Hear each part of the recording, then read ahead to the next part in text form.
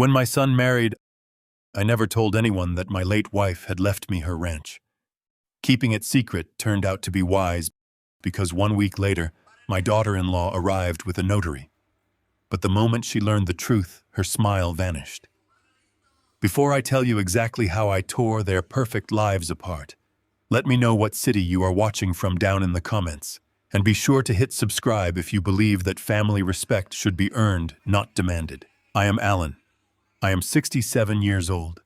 I sat at table 19, the absolute worst seat in the entire reception hall. The swinging kitchen doors battered back and forth mere inches from my shoulder, blasting me with the smell of industrial dish soap and charred prime rib every time a waiter rushed past. The thumping bass from the dance floor rattled the cheap silverware on my table. I was the father of the groom, yet Brian and Natalie had placed me as far away from the bridal party as physically possible. I did not complain. I simply sipped my ice water and watched my son laugh with his new wife's wealthy friends. Then the shadow of Richard, Natalie's father, fell over my table. Richard wore a custom-tailored tuxedo that probably cost more than the roof over my head. He looked down at my faded off-the-rack navy suit with a sneer that barely bothered hiding its disgust.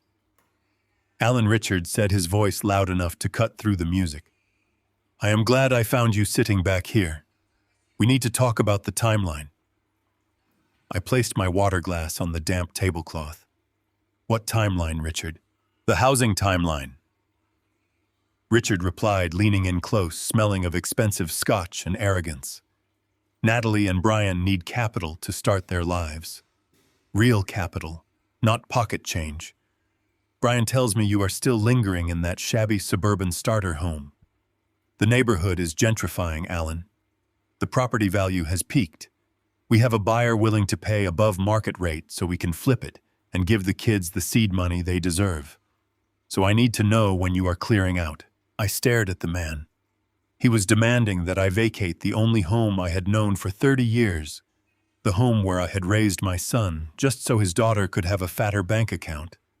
He did not ask. He dictated. "The house is not for sale, Richard," I said quietly. Richard scoffed, slamming his palm flat on my table. "Listen to me, old man. Brian is marrying into my family now. He has standards to maintain. You are retired, living on a fixed pension, breathing up space in a house that is entirely too large for a widower. It is time to downsize. We are sending a crew next week to start boxing up your junk. Have your affairs in order." He turned and marched back toward the VIP tables, leaving me sitting in the draft of the kitchen doors. I did not yell after him. I did not cause a scene to embarrass my son. I simply stood up, adjusted my faded jacket, and walked away from the noise, seeking the quiet of the outdoor balcony. The cold night air hit my face, a welcome relief from the suffocating arrogance inside. I stepped into the shadows near the stone balustrade, intending to just breathe for a moment. But the balcony was not empty. Just around the corner, hidden by a large potted fern, stood Natalie and 3 of her bridesmaids. They were smoking their laughter, sharp and cruel in the quiet night. "I cannot believe he actually wore that suit," one of the bridesmaids giggled. "He looks like a substitute high school teacher." Natalie exhaled a long cloud of smoke. "Tell me about it." Brian was mortified. "Having a penniless, useless father-in-law is going to completely ruin our aesthetic. I told Brian to hide him in the back near the kitchen so our clients wouldn't have to look at him." I stood frozen in the shadows. This was the woman my son had chosen. This was the woman I had welcomed into my home, cooked dinners for, treated with nothing but respect. "But what are you going to do about his house?" another girl asked. "Brian said he refuses to move." Natalie let out a sharp, venomous laugh. "Oh, he does not have a choice. Brian and I already met with my uncle. He is a physician.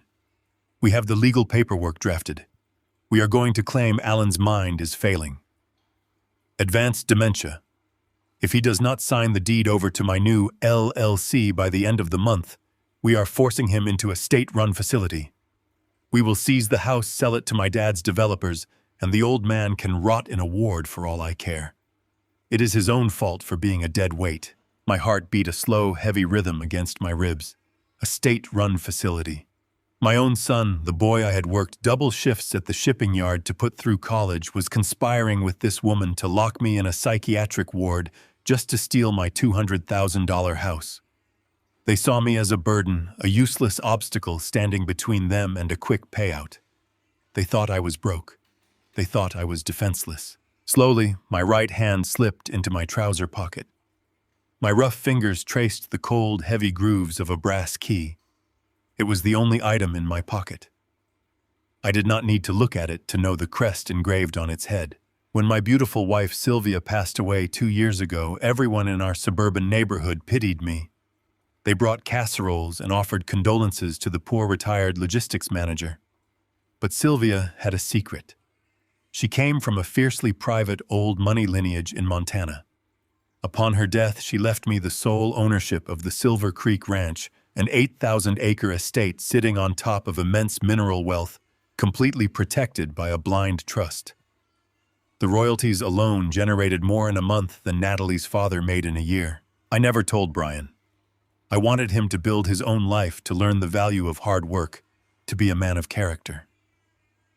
I stayed in our modest suburban home because every scratch on the floorboards, every dent in the doorframe, held a memory of Sylvia. I did not need the money. I needed the home we had built together. But hearing Natalie boast about locking me away, feeling the cold brass key in my pocket, the grief inside me hardened into pure, unforgiving steel. I was not going to be their victim. I was going to be their reckoning. Just as I turned to leave the shadows, the heavy glass door swung open. Brian stepped onto the balcony, his eyes scanning the darkness until they landed on me. "Dad," he said, his voice clipped and impatient. "What are you doing hiding out here? We have been looking for you." I stepped into the light, looking at the son I had raised. He looked handsome in his expensive tuxedo, but his eyes were completely devoid of the warmth he used to have. "I just needed some fresh air, Brian," I said evenly, keeping my face perfectly blank. He did not ask how I was feeling. He did not ask if I was enjoying the reception. Instead, he shoved a thick, leather-bound ledger directly into my chest. The book was heavy-bound in dark leather, looking exactly like a high-end wedding registry or a guest book. "Here," Brian demanded, tapping the cover. "You need to sign this right now. The photographer is leaving in 10 minutes, and Natalie wants everyone's signature documented before the cake cutting." I looked down at the ledger. Something about his urgency, the sweat forming on his brow, the slight tremor in his hand, immediately set off alarms in my head. I opened the heavy leather cover. It was not a guest book filled with well wishes. The pages were dense with legal jargon, tiny print, and financial clauses. My eyes quickly scanned the top paragraph. It was a co-signer agreement for a high-interest luxury vehicle loan. A loan for a $120,000 sports car. He was trying to trick me into putting my name and my credit on the line for a car they obviously could not afford, disguising it as a wedding tradition. He thought my eyesight was too poor in the dim lighting to read the fine print. He thought I was stupid. "Brian," I said, my voice dangerously calm. "This is not a guest book." Brian's jaw tightened. He shifted his weight, glancing nervously over his shoulder toward the glass doors, where Natalie was now watching us through the window. "Just sign it, Dad," he hissed, dropping the dutiful son routine completely. "It is just a formality. Natalie's dad is matching the down payment, but the dealership needs a secondary guarantor on file tonight to lock in the interest rate. You owe me this. You gave us practically nothing for a wedding gift. Just sign the damn paper so we can get back to our guests. You owe me this."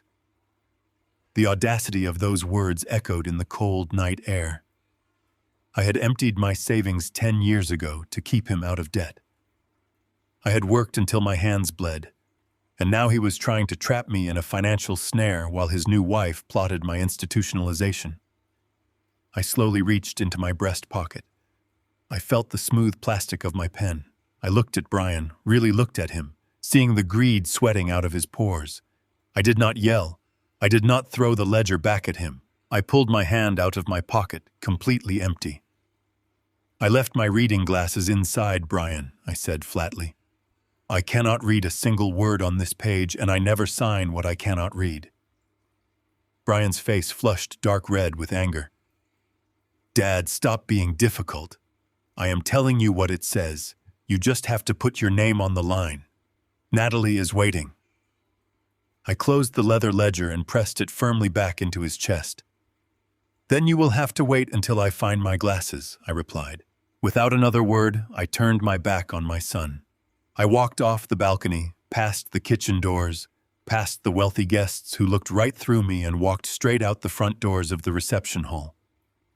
I walked across the gravel parking lot until I reached my old rusted truck. I climbed inside, gripped the steering wheel, and let the silence of the vehicle wrap around me. They had shown their hand. The trap had been set, but they had severely miscalculated who they were trying to snare. I started the engine and drove into the night, my mind already calculating the exact steps I would take to tear their arrogant world apart piece by piece. The pounding on the front door did not start as a polite knock. It was a rapid, violent hammering that rattled the glass panes in the wooden frame. Alan stood at the kitchen counter. He set his ceramic coffee mug down next to the sink. Exactly 7 days had passed since the wedding reception. 7 days of absolute silence from his son. Alan wiped his hands on a dish towel and walked down the narrow hallway. The floorboards creaked beneath his boots. Those creaks were familiar. He knew exactly where to step to avoid the loudest ones, a habit he learned 30 years ago when carrying a sleeping Brian to bed. He turned the deadbolt and pulled the door open. Natalie stood on the porch. She wore a pristine white trench coat and oversized sunglasses that masked her eyes, but did nothing to hide the tight, aggressive line of her jaw. Beside her stood a man Alan had never seen before. He wore a cheap gray suit and clutched a thick leather briefcase to his chest. He looked nervous, shifting his weight from one foot to the other. Natalie did not say good morning. She pushed past Alan, her heels clicking sharply against the hardwood as she walked directly into his house. The stranger followed close behind, keeping his head down. Alan closed the front door quietly. He watched his new daughter-in-law march into his living room and drag a manicured finger across the top of his television stand, checking for dust. "This place smells like old paper and stagnation," she said, turning to face him. Brian was right. You are letting this property decay. Alan did not react to the insult. He simply looked at the man in the gray suit. "Who is your guest, Natalie?" "This is Mr. Cobb," she replied smoothly, dropping her designer handbag onto the sofa. "He is a private notary. I pay him very well to be available whenever I need official business handled quickly and quietly." Alan walked past her and headed into the kitchen. He did not offer them a seat. He poured himself another cup of black coffee from the glass pot on the stove. "What official business requires a private notary on a Tuesday morning, Natalie?" Natalie followed him into the kitchen. Mr. Cobb scurried behind her, opening his briefcase on the small wooden dining table. He pulled out a stack of crisp white legal documents and a blue ink pen, aligning them perfectly on the scratched wooden surface. Natalie stepped forward and slapped her hand flat on top of the pages. "We are done waiting for you to realize how selfish you are being," she said. "Brian and I are officially launching our real estate portfolio. We registered a new limited liability company yesterday. We need capital to leverage our first major commercial investment. The market is peaking, and we cannot afford to miss this window, just because you refuse to let go of the past." Alan took a sip of his coffee. The dark liquid burned the back of his throat, but his hands remained perfectly steady. He looked down at the documents resting on the table. The bold print at the top of the first page was impossible to miss. It was a quitclaim deed. "You brought a notary to my house to have me sign over my property to your company," Alan stated. The utter lack of emotion in his voice seemed to agitate Natalie more than if he had shouted. "I brought a notary to expedite the inevitable," she snapped. "You are 67 years old, Alan. You live alone in a 4-bedroom house that you cannot possibly maintain on your miserable retirement pension. The roof needs replacing. The plumbing is ancient. Brian said you had to take a part-time job at the hardware store just to pay the property taxes last winter. Alan looked at the scratched table. He remembered when he and Sylvia had bought that table at a flea market. He remembered sanding it down and staining it by hand. He remembered the exact spot where a 7-year-old Brian had carved his initials with a butter knife. Natalie was right about the hardware store, but she was entirely wrong about the reason. Alan had taken the part-time job because the blind trust managing his Montana ranch required him to maintain a verifiable, modest income stream to satisfy federal tax auditors without drawing attention to his actual wealth. The property taxes on this suburban house were a fraction of what his accounts generated in a single hour. "I maintain the house just fine, Natalie," he said quietly. Natalie laughed, a sharp, bitter sound that bounced off the kitchen walls. "You are delusional. You are living in a fantasy world. Brian and I are trying to build an empire. We are trying to secure our future. This house is a starter property. It is a stepping stone. If we liquidate it now, we can double our investment in 6 months. We have a cash buyer lined up who wants to tear this dump down and build a duplex." Alan slowly set his coffee mug on the counter. "You want to bulldoze my home to fund your lifestyle? I want you to sign the deed," she demanded, pointing at the paper. "You will transfer full ownership to our company today. We will give you 30 days to pack up your junk and move." Brian found a very affordable assisted living apartment complex on the edge of town. They take residents on fixed incomes. It is perfect for someone in your financial bracket. Mr. Cobb cleared his throat nervously and tapped the blue pen against the table. "If you could just sign on the dotted line, Mr. Foster," he mumbled. "I need to verify your identity with a driver license, and then I can stamp the transfer. It will only take a minute." Alan looked at the notary. He saw a man who was used to bending the rules for a few extra dollars. He saw a man who probably did not ask questions when young aggressive couples dragged him into the homes of elderly parents. "My son is not here," Alan observed, turning his gaze back to Natalie. "If Brian wants to take my home, why did he send you to do the heavy lifting?" Natalie crossed her arms. "Brian is busy dealing with the bank. He is finalizing the loan for our new vehicles. You refused to co-sign at the wedding, which caused a massive inconvenience for us. We had to restructure our entire credit profile because of your stubbornness. He does not want to look at you right now. He is disgusted by your lack of support. So I am handling the real estate transfer." Alan walked slowly toward the table. He stood over the documents. He read the legal jargon detailing the complete surrender of his property rights. He saw the blank line waiting for his signature. The line that would erase his ownership of the home where he had spent the best years of his life. He did not raise his voice. He did not throw the papers onto the floor. He simply looked Natalie directly in the eyes. "I am not signing this," he said. "You can take your notary and you can leave my house." Natalie did not blink. Her lips curled into a predatory smile. She reached into her designer handbag and pulled out a second folder. She let it drop onto the table right next to the quitclaim deed. "I told Brian you would say that," she whispered. "I told him you were too senile to understand what is good for you." Alan slowly turned back to the counter, pulling down a ceramic mug from the open cabinet. He did not look at Natalie as he poured the black coffee. The dark liquid hissed slightly as it hit the hot porcelain.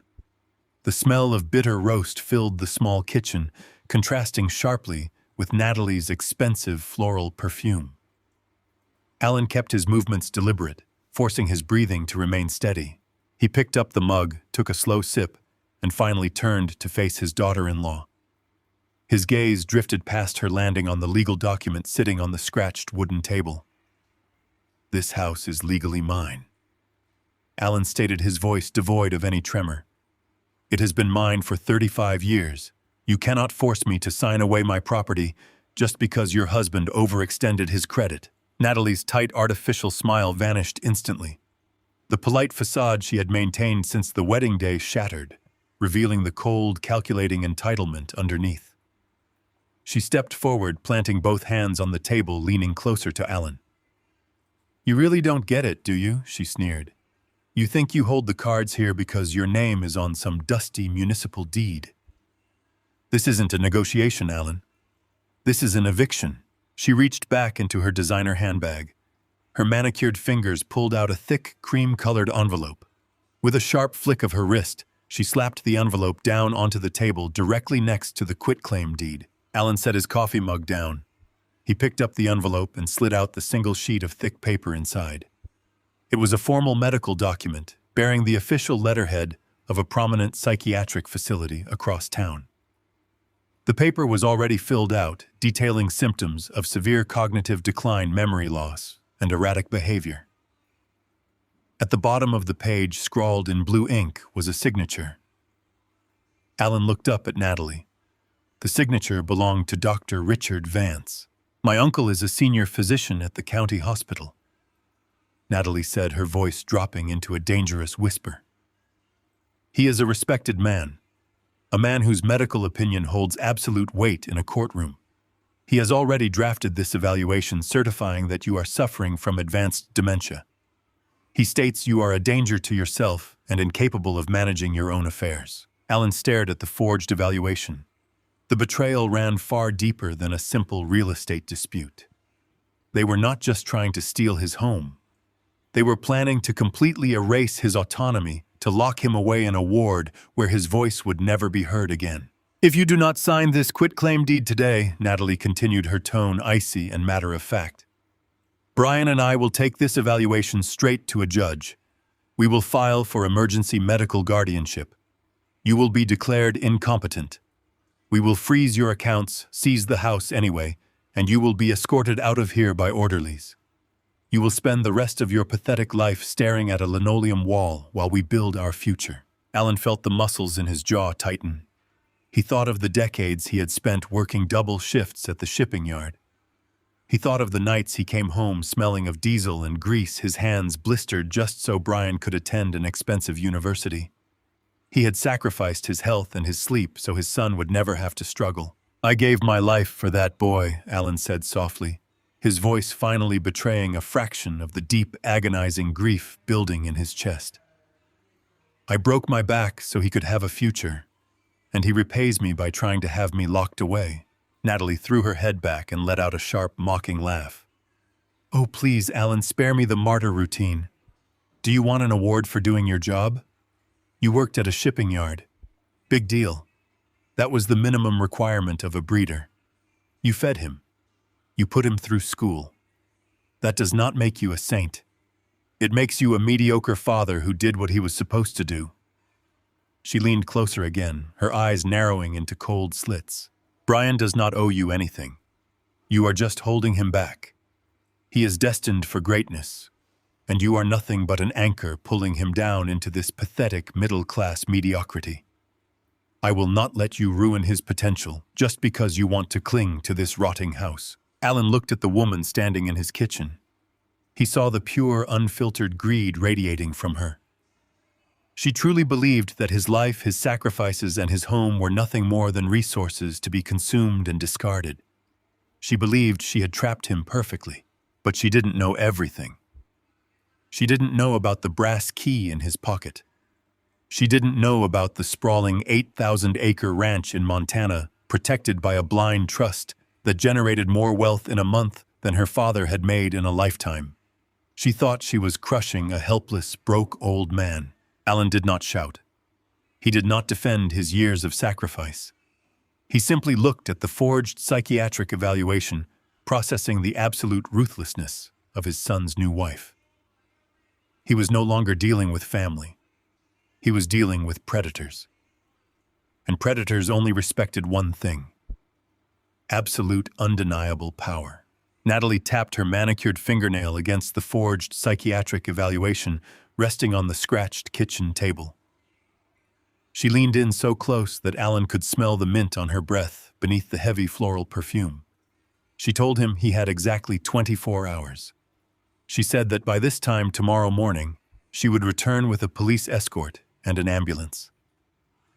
She painted a very clear picture of what would happen if the quitclaim deed was not signed and notarized by the time she arrived. She promised him that the neighbors would all be watching from their porches as paramedics strapped him to a gurney. She said she would make sure he was heavily sedated before they even loaded him into the back of the transport vehicle. The notary stood frozen near the hallway. He clutched his leather briefcase tightly against his chest, looking at the floor. He knew he was participating in a crime, but the money Natalie had promised him was clearly enough to buy his silence. "You have one day, Alan," she whispered. "Use it to pack whatever pathetic belongings you want to take to the ward. Do not try to call Brian. He blocked your number this morning. He does not want to hear your voice ever again." She turned on her heel and walked out of the kitchen. The notary scurried after her without a single word. Alan stood perfectly still and listened to the heavy thud of the front door closing. He listened to the sharp click of Natalie unlocking her luxury sport utility vehicle in his driveway. He heard the engine roar to life and the tires crunch against the gravel as she sped away. Silence descended upon the small suburban house. It was a heavy, suffocating silence that would have crushed an ordinary man. A normal father might have collapsed into the nearest chair. A normal father might have wept at the realization that his only child had orchestrated his mental and financial ruin. Alan did not weep. He did not let out a single ragged breath. The time for paternal grief had passed the moment he saw the forged signature of a corrupt physician on that cream-colored paper. The line had been crossed. He looked down at the documents left on the table. The quitclaim deed demanded his surrender. The fake medical evaluation threatened his freedom.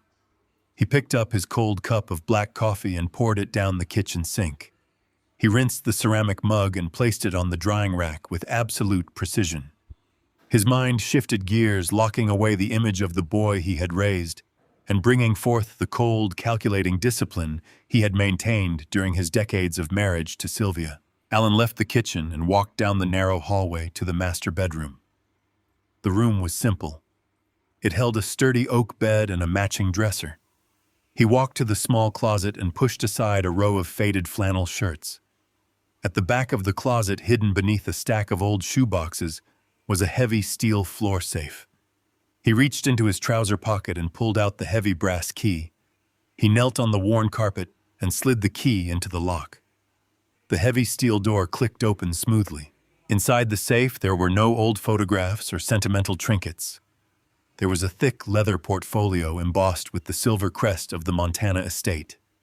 Beneath it rested a sleek, encrypted mobile phone that Sylvia had insisted he keep active for emergencies regarding the trust. He had not turned it on in 2 years. Alan pulled the encrypted phone from the safe. He held the power button until the screen illuminated the dark closet. He bypassed the security protocols and opened the contact list. There was only one name saved in the directory: Arthur Campbell. Campbell was not a local suburban lawyer who handled minor disputes. He was a ruthless corporate attorney based out of a high-rise in Chicago. He managed the legal fortress protecting the Silver Creek Ranch Blind Trust. He was a man who destroyed hostile corporate takeovers before breakfast. Alan pressed the call button and brought the device to his ear. The line rang twice before a deep, gravelly voice answered. Mr. Foster Campbell said, "It has been a long time. I trust everything is secure."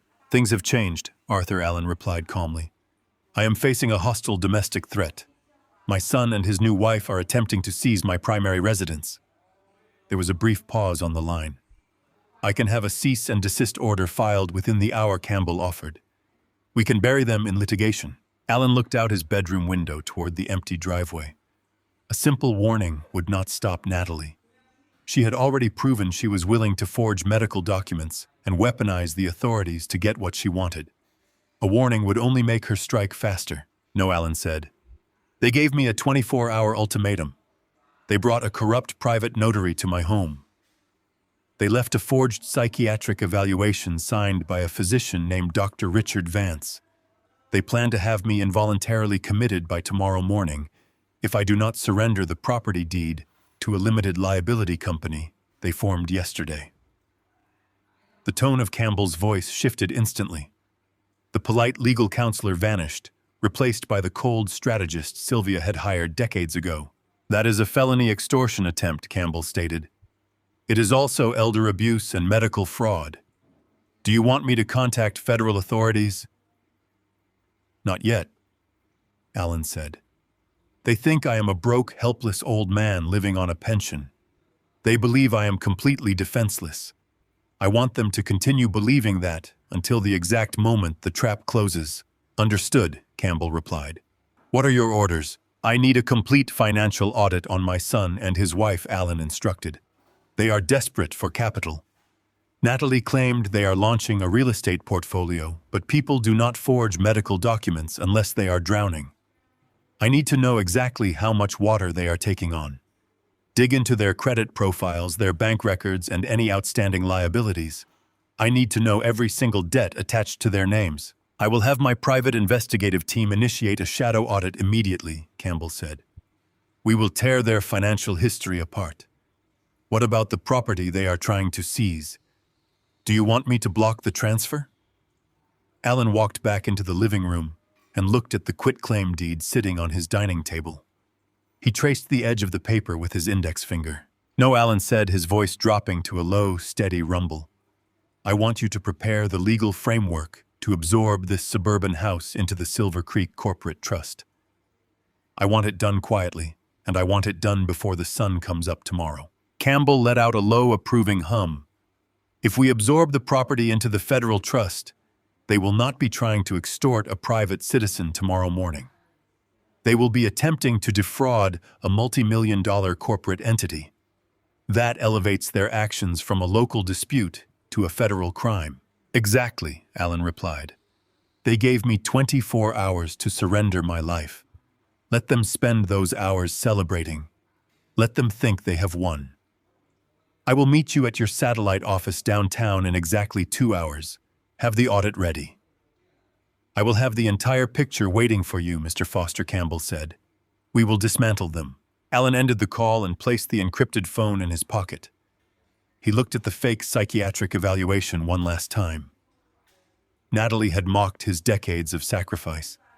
She had insulted the blood and sweat he had poured into providing for his son. She had called him a dead weight. He walked back to the kitchen and poured himself a fresh cup of coffee. The clock on the wall ticked steadily, marking the passage of time. The countdown had officially begun. But Natalie and Brian were entirely wrong about who was actually running out of time. The silent gathering of intelligence was already in motion. The massive unseen weight of the Montana Empire was shifting, focusing all of its devastating power directly onto the two arrogant children who thought they could throw him away. Alan stood by the window and watched the quiet suburban street. He felt no fear. He felt no anxiety. He only felt the cold, precise certainty of the reckoning that was about to arrive. Let them count the hours. Tomorrow morning they would learn the absolute truth about the man they tried to destroy. Alan did not offer a greeting when he walked into Arthur Campbell's downtown Chicago office. He had known the attorney for 2 decades and understood that the man did not tolerate wasted time. The office was a reflection of Campbell's mind. It was entirely stripped of warmth. There were no family photographs on the walls or decorative plants in the corners. There was only a massive oak desk, 2 rigid leather chairs, and a panoramic view of the gray city skyline. Alan sat down and placed his phone on the polished wood. He stated that he needed a complete financial audit of his son. Campbell did not ask for an explanation. He simply turned his computer monitor so Alan could see the screen. His fingers began moving across the keyboard with calculated precision. They started with the joint checking account. Alan had opened that account 15 years ago when Brian first left for college. It was meant to be a safety net. Alan deposited $200 a week so his son could buy groceries and textbooks. He never closed it because he wanted Brian to know he was always there if he stumbled. Alan lived off a modest pension to maintain his cover story for the trust. His actual living expenses were minimal. Every month his pension was directly deposited into that joint account. Alan withdrew only what he needed for basic utilities and meals. He rarely checked the balance. He trusted the boy he raised. Campbell pulled up the transaction history for the past 36 months. The screen filled with endless lines of red numbers. The betrayal was laid bare in stark digital ink. Alan stared at the screen as Campbell highlighted the withdrawals. They were not for groceries. They were not for medical emergencies or vehicle repairs. His son had been bleeding his pension dry week after week. Brian had siphoned exactly $40,000 from the account over 3 years. Campbell clicked on the destination routing numbers. The money had flowed directly into Natalie and Brian's personal spending accounts. Alan saw transactions for designer boutiques. He saw payments for luxury resorts in the Bahamas. He saw massive dinner tabs at restaurants he could never afford on his supposed income. Brian had literally stolen the money his father needed to eat, just so his girlfriend could carry a purse that cost more than a reliable car. Natalie had stood in his kitchen hours ago and mocked his poverty. She had insulted his life of sacrifice, and she had funded her arrogance with money stolen directly from his pocket. "Cut it," Alan said softly. Campbell looked at him. His expression remained completely neutral. "Cut the joint account," Arthur Allen repeated. "Sever his access entirely. I want the remaining balance transferred to a secure holding account. Do it right now." Campbell pressed a few keys, and the joint account was permanently frozen. The electronic cord connecting Alan to his son was severed, but Campbell was not finished. He was a man who hunted for a living. He leaned closer to the monitor. He stated that people who steal $40,000 from an elderly parent do not do it because they are wealthy. They do it because they are drowning. He initiated a deep background audit into their credit profiles and registered liabilities. He accessed databases that regular citizens did not even know existed. The silence in the office was absolute. Alan watched the gray clouds gather outside the window. He felt no sorrow over the stolen $40,000. That money meant nothing compared to the wealth sitting in the Montana Trust. What hurt was the utter lack of respect. His son had reached into his pocket while looking him in the eye and smiling. He had sold his father's trust to buy his wife another pair of shoes. Campbell stopped typing. He leaned back in his leather chair and folded his hands. He did not look pleased. He looked like a doctor delivering a fatal diagnosis. "Your son is not just broke," Campbell said. "He is in severe danger." Alan turned his attention back to the screen. Campbell opened a new window detailing a web of loans. Brian and Natalie had maxed out every traditional line of credit they possessed. Their credit cards were exhausted. Their vehicle loans were delinquent. Their apartment lease was 3 months in arrears. But that was just the surface. Campbell pointed to a series of transfers from an unregistered limited liability corporation operating out of a neighboring state. Brian sought outside funding when the banks cut him off, Campbell explained.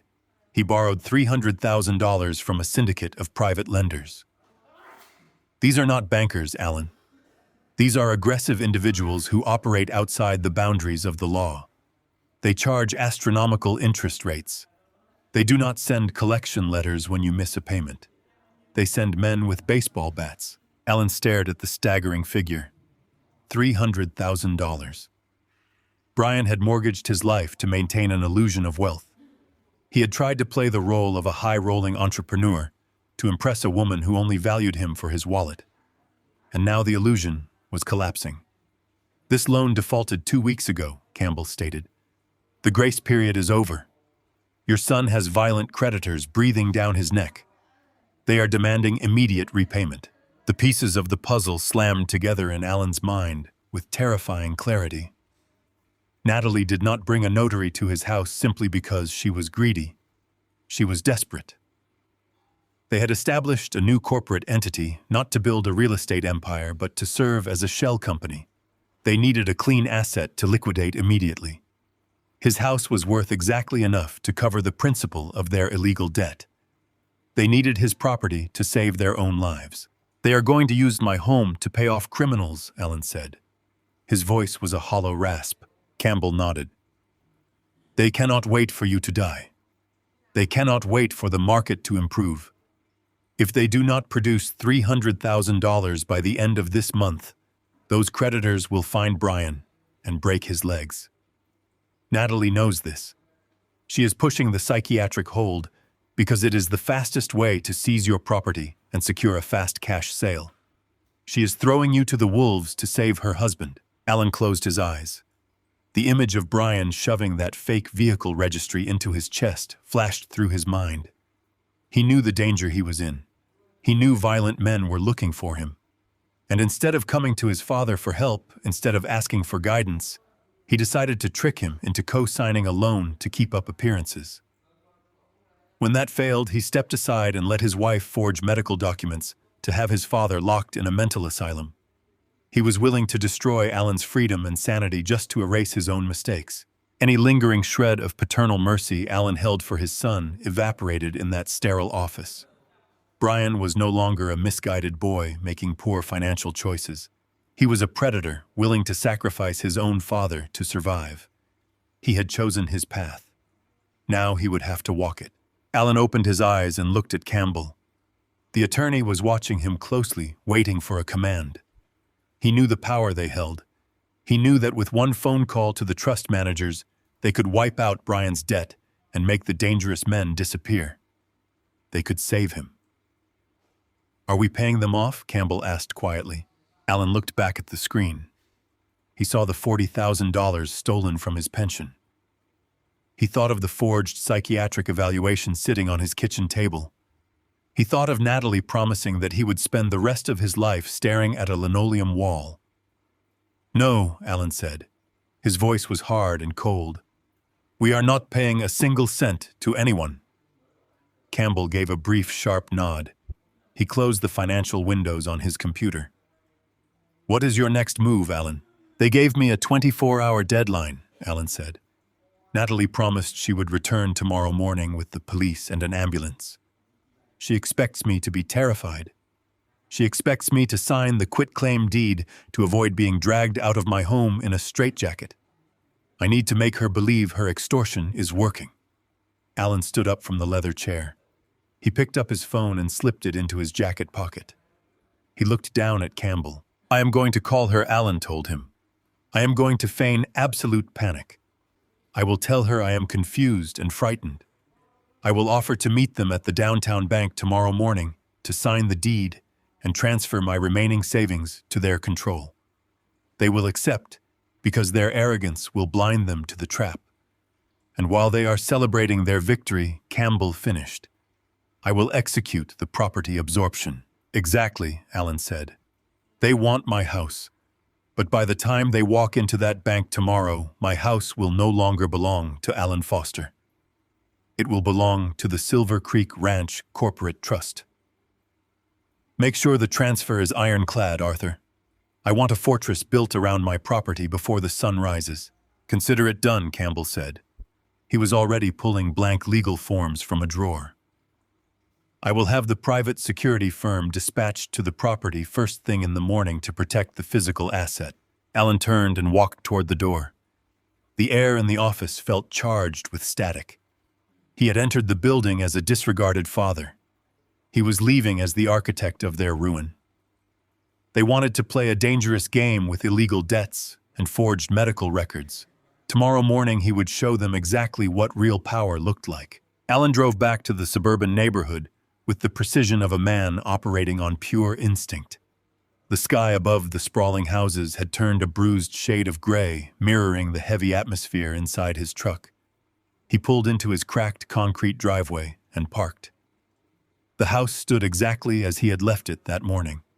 The faded paint on the siding and the slightly overgrown shrubs in the front yard painted the picture of a tired, forgotten widower. It was the exact illusion he needed to maintain for just a little longer. He unlocked the front door and stepped inside.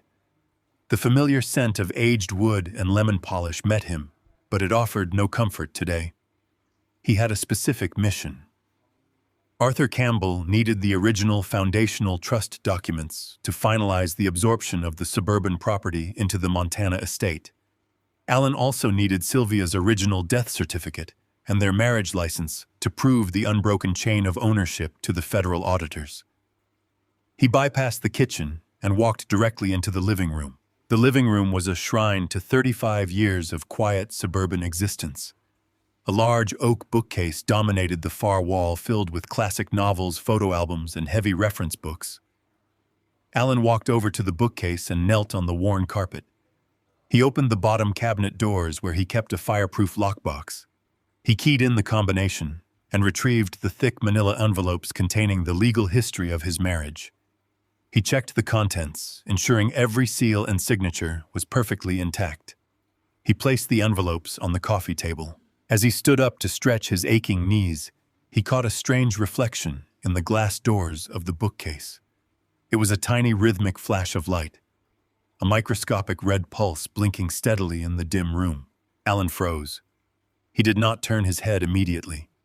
He used the reflection in the glass to track the source of the light.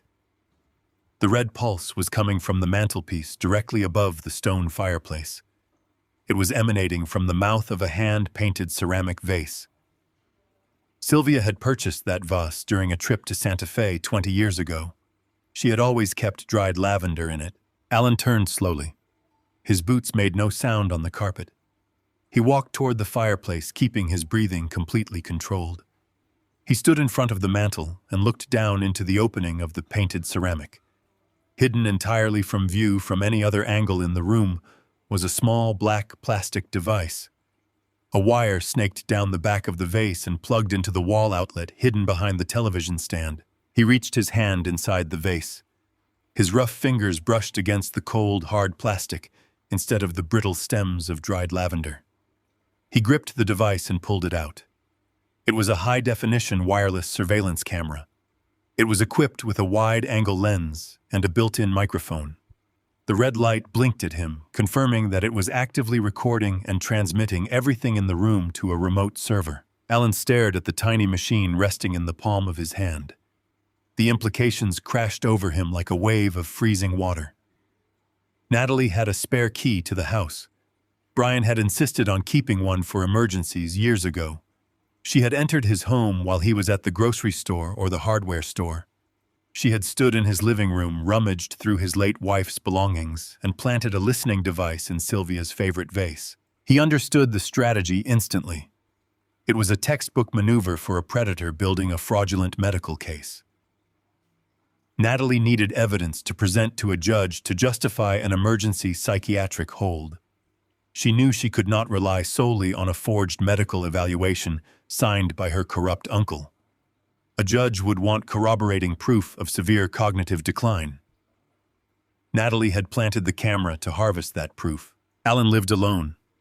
Like many widowers, he often spoke out loud to the empty room. He would talk to Sylvia when he was making coffee or sorting the mail. He would sometimes misplace his reading glasses and spend 10 minutes pacing the floor looking for them. He would occasionally wake up in the middle of the night and walk to the kitchen for a glass of water, looking tired and disheveled. Natalie was harvesting hours of footage. She planned to download the video files and butcher them in an editing program. She would cut out the context. She would splice together dozens of clips showing an old man wandering around an empty house talking to a ghost and losing his belongings. She would present that manipulated footage to a judge as irrefutable visual proof that Alan Foster was suffering from advanced dementia and required immediate institutionalization. She was actively constructing the digital bars of his cage. A profound, chilling anger settled deep in his bones. She had invaded his sanctuary. She had desecrated the memory of his wife by turning Sylvia's belongings into a weapon against him. She had watched him in his most private moments, waiting for him to look weak. A lesser man would have lost his temper. A lesser man would have thrown the camera against the brick fireplace, shattering it into 100 pieces. He would have screamed curses at the lens, giving Natalie the exact audio recording she needed to prove he was violent and erratic. Alan did none of those things. The discipline he had honed over a lifetime of keeping his true power hidden took absolute control. He held the camera up to his face, bringing the lens less than 6 inches from his eyes.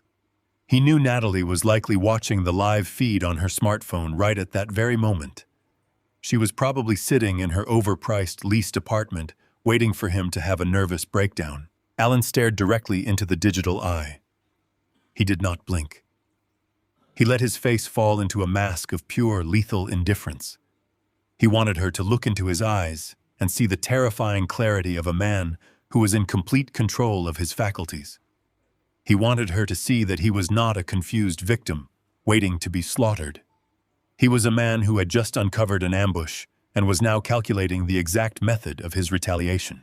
He held the stare for 10 agonizing seconds. He made sure the high-definition lens captured every detail of his unwavering composure. Let her watch.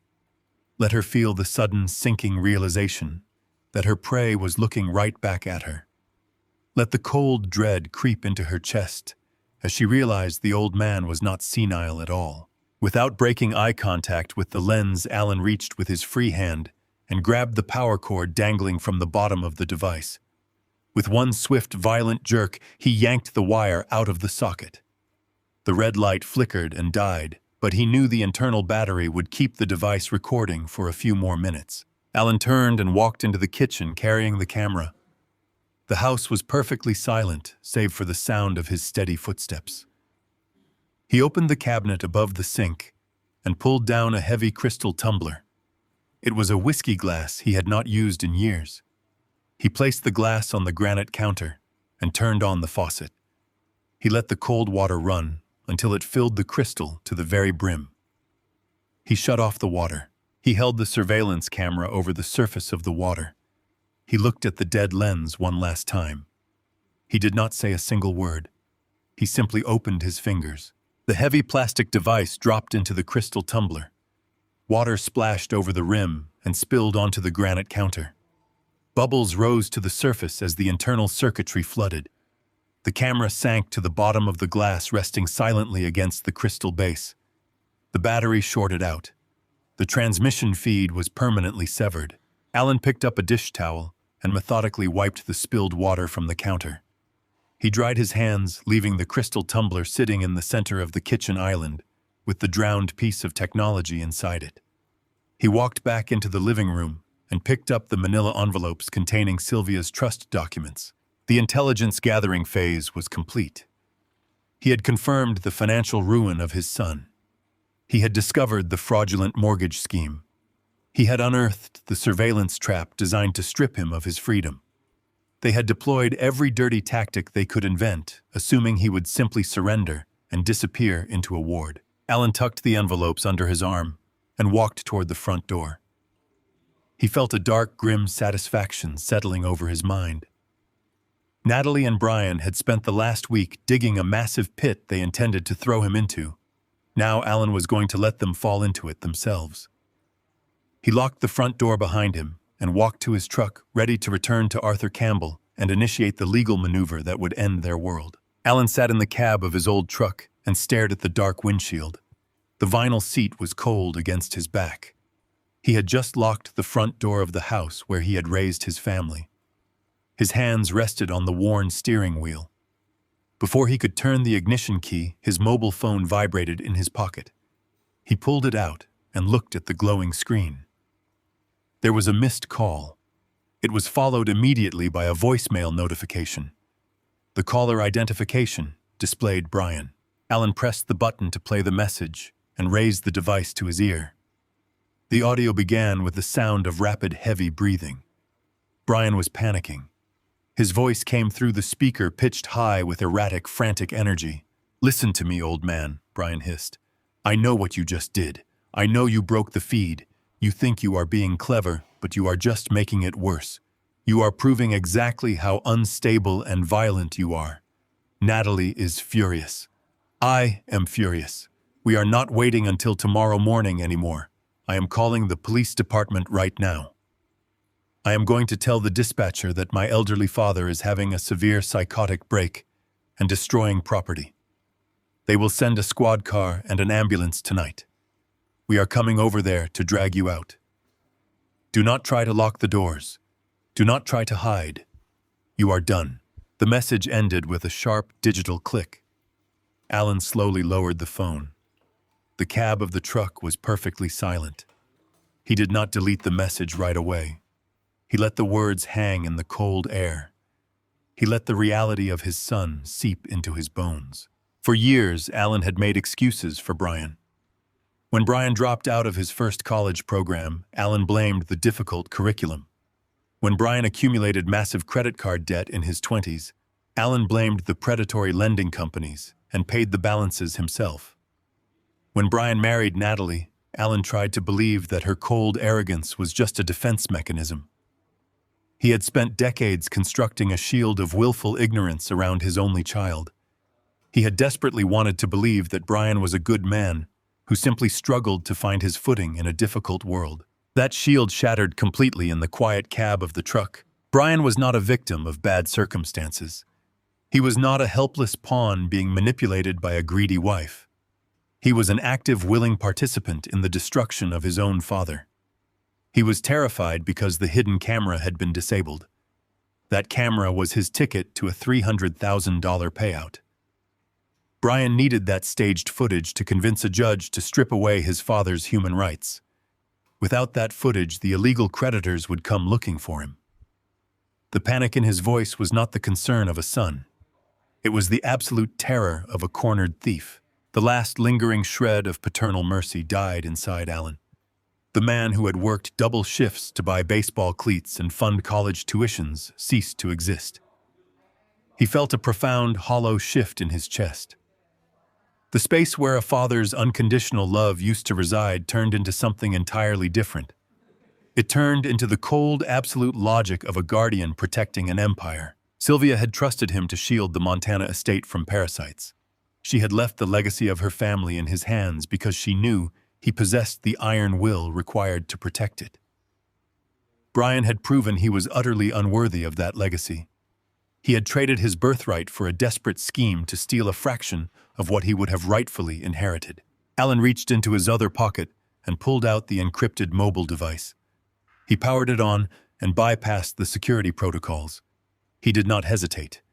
He opened the directory and pressed the call button for Arthur Campbell. The line connected almost instantly. Campbell answered with a sharp, brisk greeting. He was already working on the financial audit and anticipating the next phase of the operation. "The timeline has collapsed," Alan said, his voice a low, steady rumble that filled the dark truck. "The extortion is no longer scheduled for tomorrow morning. They are accelerating the attack." "Explain the situation," Campbell demanded. The typing on his end of the line stopped immediately. "I disabled their surveillance device," Alan told him. Brian was monitoring the live feed. He panicked when the transmission went dark. He just left a voicemail threatening to call the police tonight. He plans to fabricate a story about a violent psychotic break to justify an emergency medical intervention. He is bringing the forged psychiatric evaluation and the authorities to my house before the night is over. They are coming to take me away in an ambulance. There was a brief, heavy pause on the line. Campbell was processing the legal implications of the escalation. If they involve the authorities under the pretense of a medical emergency, they can bypass standard eviction protocols, Campbell stated. They will use the police to physically remove you from the premises and establish immediate possession of the property. Once you are detained in a psychiatric ward, they will file the quitclaim deed and execute a rapid cash sale to cover their illegal debts before you can mount a legal defense. It is a desperate maneuver, but it is highly effective against unprepared targets. "They assume I am unprepared," Alan replied. "They assume I am sitting in the dark, waiting for them to break down my door." "They have made a fatal miscalculation," Campbell said. "The corporate absorption documents are drafted. I have the legal framework ready to transfer the title of your suburban home directly into the Silver Creek Ranch Corporate Trust. The moment I file this paperwork, your private ownership ceases to exist. The property will instantly become a protected federal asset belonging to a multi-million-dollar corporation." "Do it," Alan commanded. The words left his mouth with absolute finality. "Do not wait for the morning. Initiate the transfer right now. Absorb the house into the trust. Erase my name from the municipal registry." "Consider it done," Campbell replied. "The property will be legally fortified within the hour. What about the physical asset? If they arrive tonight with law enforcement, they will attempt to breach the premises." "Deploy the private security firm," Alan said. "I want an elite protection detail surrounding the perimeter of that house. If Brian or Natalie attempt to cross the property line, I want them detained for federal trespassing against a corporate entity. Protect the ranch, Arthur. Protect the assets." A protection detail will be on site before they even finish dialing the police, Campbell assured him. The guards will have full corporate authorization to secure the grounds. They will not allow anyone inside. Where will you be while the perimeter is secured? I am not going to be here, Alan said. I am driving to your downtown office. We have work to do. They want to play a game of legal extortion with fake documents and corrupt notaries. I am going to let them walk right into the bank tomorrow morning, thinking they have won. I want them to lay their forged papers on the manager desk. I want them to fully commit to the fraud. And then we drop the anvil. Campbell finished, his voice vibrating with predatory satisfaction. We let them incriminate themselves completely before we reveal the corporate trust and the financial audit. Prepare the trap, Alan ordered. Have every document printed and bound. I want the proof of his embezzlement ready. I want the evidence of his illegal debts highlighted. I want the true net worth of the Montana estate laid out on the table so he can see exactly what he threw away. I will have the portfolio waiting for you when you arrive, Campbell said. Drive safely, Mr. Foster. The board is set. Alan ended the call and placed the encrypted phone on the passenger seat. He turned the key in the ignition. The old engine roared to life, vibrating through the floorboards. He shifted the truck into gear and pulled out of the cracked concrete driveway. He did not look back at the dark suburban house. He did not look back at the life he was leaving behind. He drove through the quiet neighborhood streets, watching the manicured lawns and glowing streetlights fade into the rearview mirror. His son was currently scrambling to summon the police and an ambulance, believing he was about to orchestrate a brilliant deception. He believed he was going to erase his father and claim his prize. Alan pressed his foot down on the accelerator. The truck surged forward, merging onto the highway that led toward the towering glass and steel structures of the city. The storm was coming. The reckoning was inevitable. He had spent his entire life building a quiet, peaceful existence. Now he was going to use every ounce of his hidden power to burn their arrogant world to the ground. The morning sun crested over the suburban skyline, casting long, pale shadows across the quiet neighborhood. Alan sat in the worn armchair in his living room, perfectly still.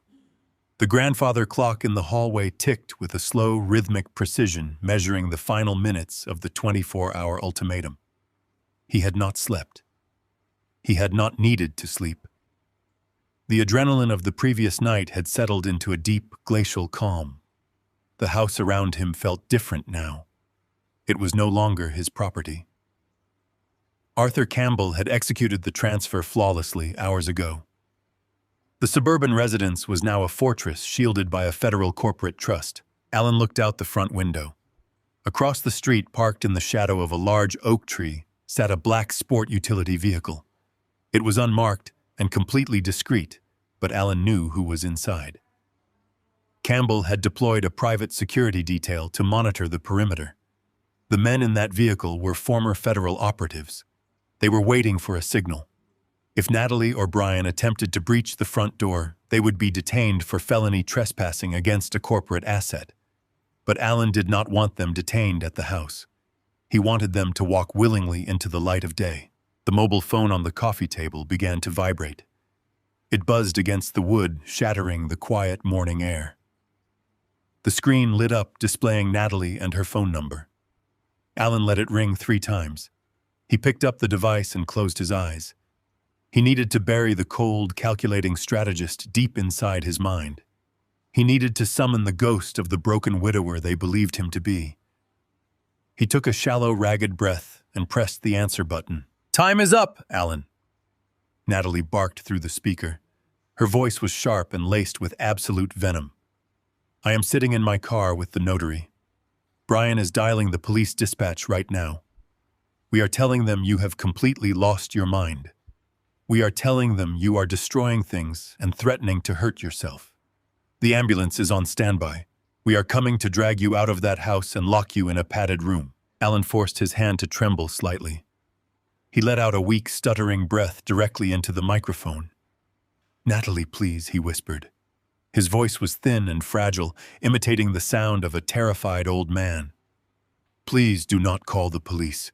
Do not send the doctors. You had your chance to be cooperative," Natalie sneered.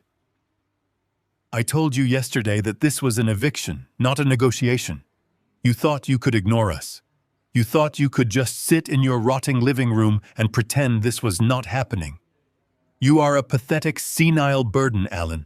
The paramedics are going to strap you to a bed, and you are never coming back to that house. I am just confused, Alan stammered, letting a desperate whine bleed into his words. I did not understand what was happening yesterday. My mind has been so foggy, Natalie. I did not sleep all night. I am scared. I do not want to go to the hospital. Please tell Brian not to send them. I will do whatever you want. There was a brief pause on the line. Alan could hear the faint sound of traffic in the background on her end. He knew she was listening to his feigned panic and drinking it in like a starving animal. Her arrogance was blinding her as to the sudden shift in his demeanor. You will do whatever we want, Natalie repeated slowly, tasting the absolute power she thought she wielded. You will sign the quitclaim deed. You will surrender the property to our holding company right now. Yes, I will sign it, Alan pleaded. I have the papers you left on the table. I just do not want the police to come to my house. The neighbors will see everything. Please, Natalie. Let us just go to the bank. The bank. Natalie asked, her tone sharpening with immediate greedy suspicion. Why the bank, Alan? We can do this at your kitchen table, my savings account. Alan whispered, forcing a slight sob into his voice. I have my emergency funds in the downtown branch. It is where my pension deposits go. If I am leaving the house, I want to give the money to Brian. I want to transfer the balances to your accounts. I just want to make things right so you do not lock me away. I have $30,000 in that vault, Natalie. Please just meet me at the downtown branch, and I will transfer the cash and sign the deed in front of the bank manager. Alan waited, holding his breath in the quiet living room. He had just dangled raw meat in front of a starving predator. He knew Brian was suffocating under $300,000 of illegal debt. He knew they were desperate for any immediate liquid capital to hold off the violent men looking for them. $30,000 in cash would be irresistible to a woman like Natalie. It was the perfect bait to draw them out of the shadows and into a highly monitored public space. Hold on, Natalie commanded abruptly. The phone ruffled as she covered the receiver. Alan could hear muffled, urgent whispering. She was talking to Brian, discussing the sudden windfall. $30,000 in cash combined with the immediate signature on the property deed was a total victory in their eyes. It proved that their campaign of psychological terror had broken him completely. Natalie returned to the line. Her voice was dripping with smug superiority. You are finally showing a shred of intelligence, Alan. We will meet you at the downtown bank. But listen to me very carefully. You have exactly 1 hour to get there. If you are 1 minute late or if you try to pull any tricks, I will have the ambulance dispatched directly to the bank lobby. They will sedate you in front of everyone and drag you out in a straitjacket. Do you understand me? I understand, Alan whimpered. 1 hour. I am leaving right now. Please just call off the police. Just be there, Natalie snapped. She ended the call with a sharp digital click. Alan slowly pulled the phone away from his ear. He placed it back on the coffee table. The hunched, frightened posture vanished instantly. He straightened his back and rolled his shoulders. The fragile, trembling voice was gone, replaced by the steady, rhythmic breathing of a man preparing for a final confrontation. He had played the role perfectly. Natalie had swallowed the bait without a single hesitation. She was so consumed by her own greed and entitlement that she never stopped to question why an old man would suddenly surrender his life savings. He walked into the kitchen and splashed cold water on his face. He dried his skin with a fresh towel and looked at his reflection in the mirror above the sink. The man looking back at him was not a victim. He was the guardian of the Silver Creek Ranch Trust. He had spent decades hiding his power to protect his family, but his family had chosen to destroy him. Today, he would stop hiding. Alan walked back to his bedroom and changed his clothes. He took off the faded flannel shirt and the worn denim trousers he usually wore around the neighborhood. He opened a garment bag hidden in the back of the closet and pulled out a tailored charcoal suit. Sylvia had purchased it for him years ago for formal trust meetings in Chicago. The fabric was immaculate. It fit his broad shoulders perfectly. He put on a crisp white shirt and a solid dark tie.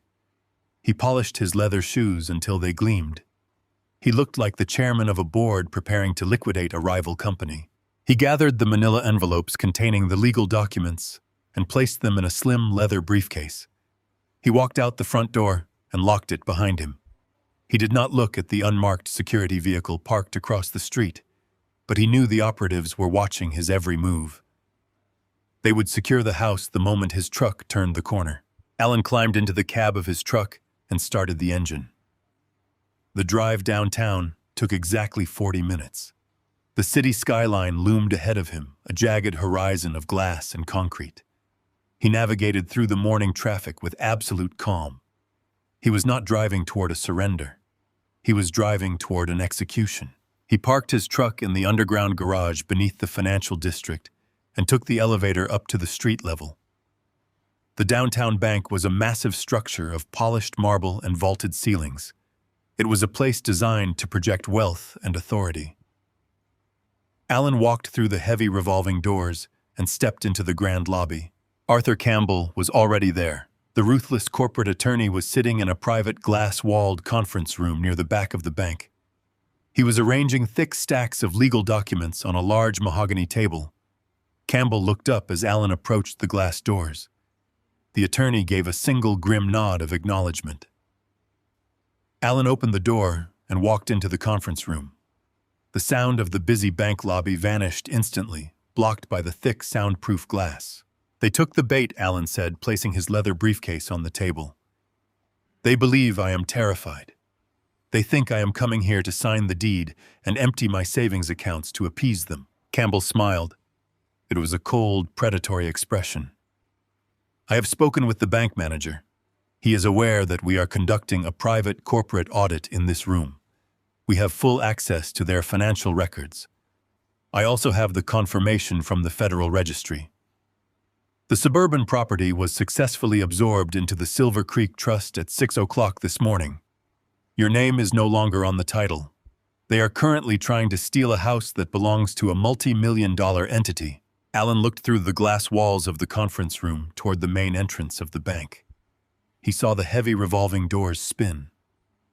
Natalie stepped into the lobby first. She was wearing a sharp designer dress and carrying her expensive leather handbag. Her chin was raised, projecting an aura of absolute dominance. Brian walked in right behind her. He looked nervous, but he was trying to mirror his wife's arrogance. The corrupt notary trailed behind them, clutching his briefcase like a frightened dog. They had arrived expecting to find a broken, weeping old man waiting in the lobby holding a pen and a checkbook. They were about to step into a glass cage where every lie they had told, every dollar they had stolen, and every crime they had plotted would be laid out on a mahogany table. Alan unbuttoned his suit jacket and sat down at the head of the table. He folded his hands and waited. The trap was sprung. The time for pretending was over. Natalie poured a glass of expensive champagne in the dimly lit kitchen of their rented apartment. She handed the crystal flute to Brian and smiled with absolute triumph. They stood by the large window looking out over the city lights, feeling like royalty. Brian took a long sip of the sparkling wine and let out a heavy sigh of relief. For weeks he had been suffocating under the weight of his private loans. He had been terrified of the violent men who were hunting him for the $300,000 he owed. Now that terror was gone, replaced by a sudden rush of arrogant euphoria. He told Natalie that his father had sounded completely broken on the telephone. He described how the old man was practically begging for mercy, promising to hand over the house and $30,000 in cash just to avoid the psychiatric ward.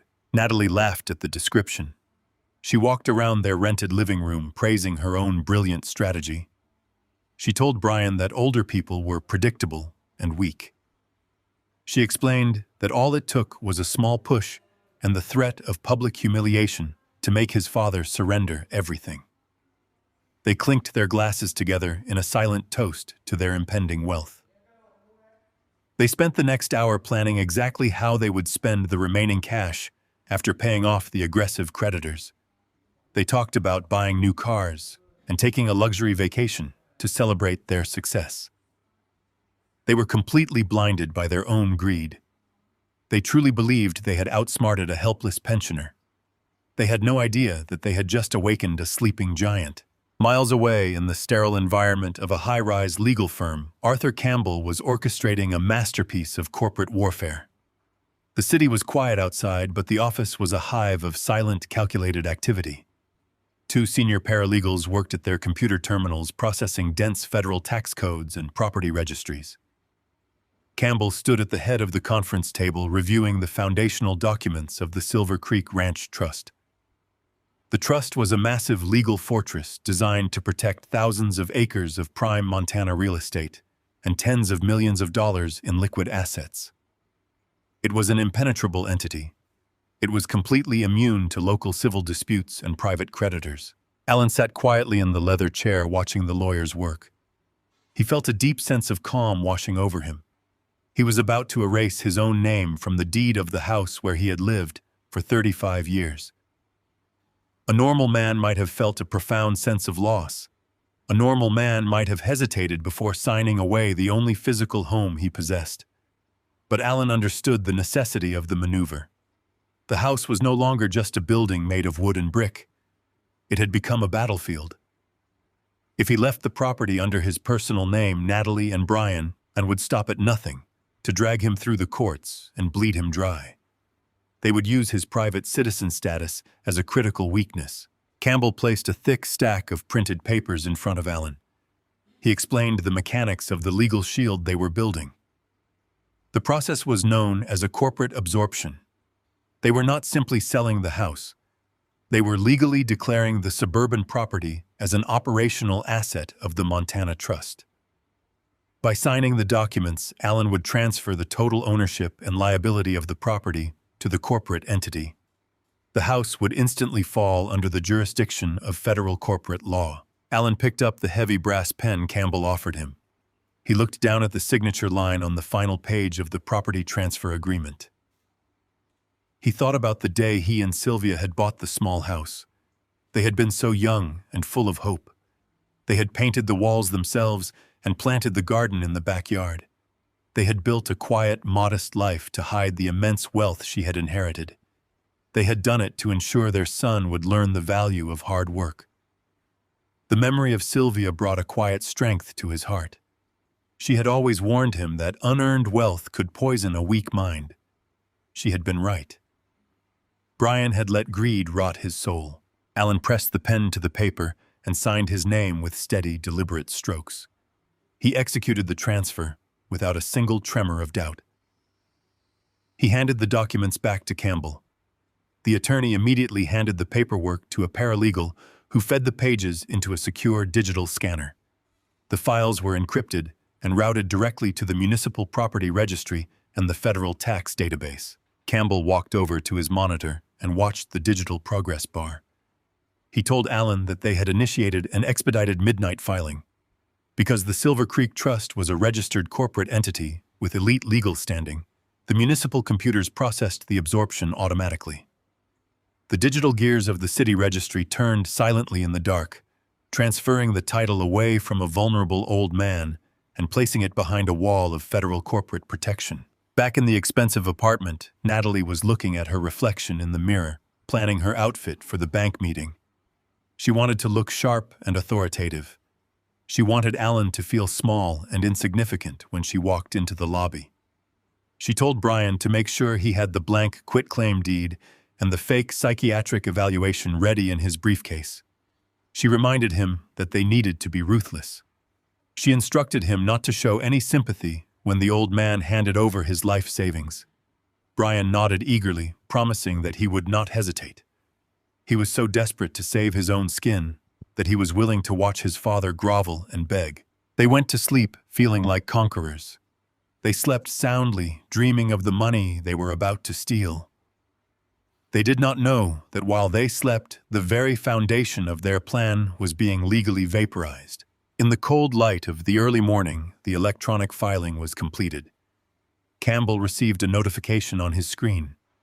A green light illuminated the dark corner of the office. The attorney turned to Alan and delivered the news. The suburban house was officially absorbed. The municipal records had been overwritten. Alan Foster no longer owned a single piece of real estate in the state. The house now belonged to a multi-million-dollar corporate holding company. Alan stood up and looked out the window at the rising sun. The legal shield was fully deployed. His home was now wearing an armor of federal corporate protection that no local judge or corrupt notary could ever pierce. If Natalie and Brian tried to file a fraudulent quitclaim deed against the property, they would no longer be committing a simple local fraud. They would be attempting to extort a massive corporate trust. They would trigger an automatic federal investigation, resulting in decades of prison time. Campbell poured 2 cups of black coffee and handed one to Alan. The attorney stated that the trap was perfectly primed. Natalie and Brian were operating on obsolete information. They believed they were hunting a vulnerable pensioner. They had no idea they were walking into the jaws of a corporate titan. Campbell detailed the final steps of their strategy. He told Alan that the bank manager had been briefed on the situation. The manager knew that Alan was the primary executor of the Silver Creek Trust and had prepared a private, secure room for the morning meeting. Alan took a sip of the bitter coffee and let the dark liquid burn his throat. He felt a profound sense of detachment from the son he had raised. The boy who had played in the backyard of that suburban house was gone. The man who had taken his place was a thief and an extortionist. Alan felt no guilt over the destruction he was about to unleash. He was simply protecting his family legacy from a parasite. Campbell printed out the final audit reports, detailing the massive illegal debts of his son. He placed the reports in a sleek leather portfolio. He told Alan that the portfolio contained the absolute truth. It contained the proof of the stolen pension funds. It contained the evidence of the dangerous private loans. It contained the true net worth of the Montana estate that Brian would never touch. The portfolio was a weapon of mass financial destruction. Alan took the leather portfolio and held it in his hands. He felt the heavy weight of the paper inside. This was the consequence of arrogance. This was the price of betrayal. Natalie and Brian had spent weeks constructing a fragile house of lies. They had used fear and intimidation as their primary tools. They had expected Alan to cower and submit. The sun climbed higher, illuminating the city streets. Alan knew that Natalie and Brian were waking up right now. They were drinking their morning coffee and smiling at their impending victory. They were dressing in their best clothes to go collect their stolen prize. Alan walked toward the office door carrying the heavy leather portfolio. He was ready to meet them at the bank. He was ready to let them show their hand completely before he dropped the corporate hammer and crushed their arrogant world into dust. The shield was in place and the reckoning was only hours away. The rusted white van idled in front of the quiet suburban house. Vince cut the engine and stepped onto the cracked concrete driveway carrying a heavy iron crowbar. Natalie had called him 2 hours ago with a desperate, greedy demand. She had offered him a massive cut of the scrap value if he completely gutted the copper plumbing before the clock struck noon. She assured him the house belonged to a helpless old man who was currently downtown signing the property away. She wanted the walls torn open and the pipes drained before the official transfer was even filed. She wanted to bleed the house dry to pocket untraceable cash. Vince looked at the faded siding and the drawn curtains. He smiled, assuming this would be the easiest salvage job of his life. He walked heavily up the front steps and wedged the flat edge of the iron crowbar between the door and the wooden frame. He leaned his entire weight against the metal. The aged wood splintered with a loud, violent crack. The brass lock snapped and the front door swung wide open. Vince stepped into the dimly lit living room expecting to find empty walls and total silence. He planned to head straight for the basement to locate the main water valve.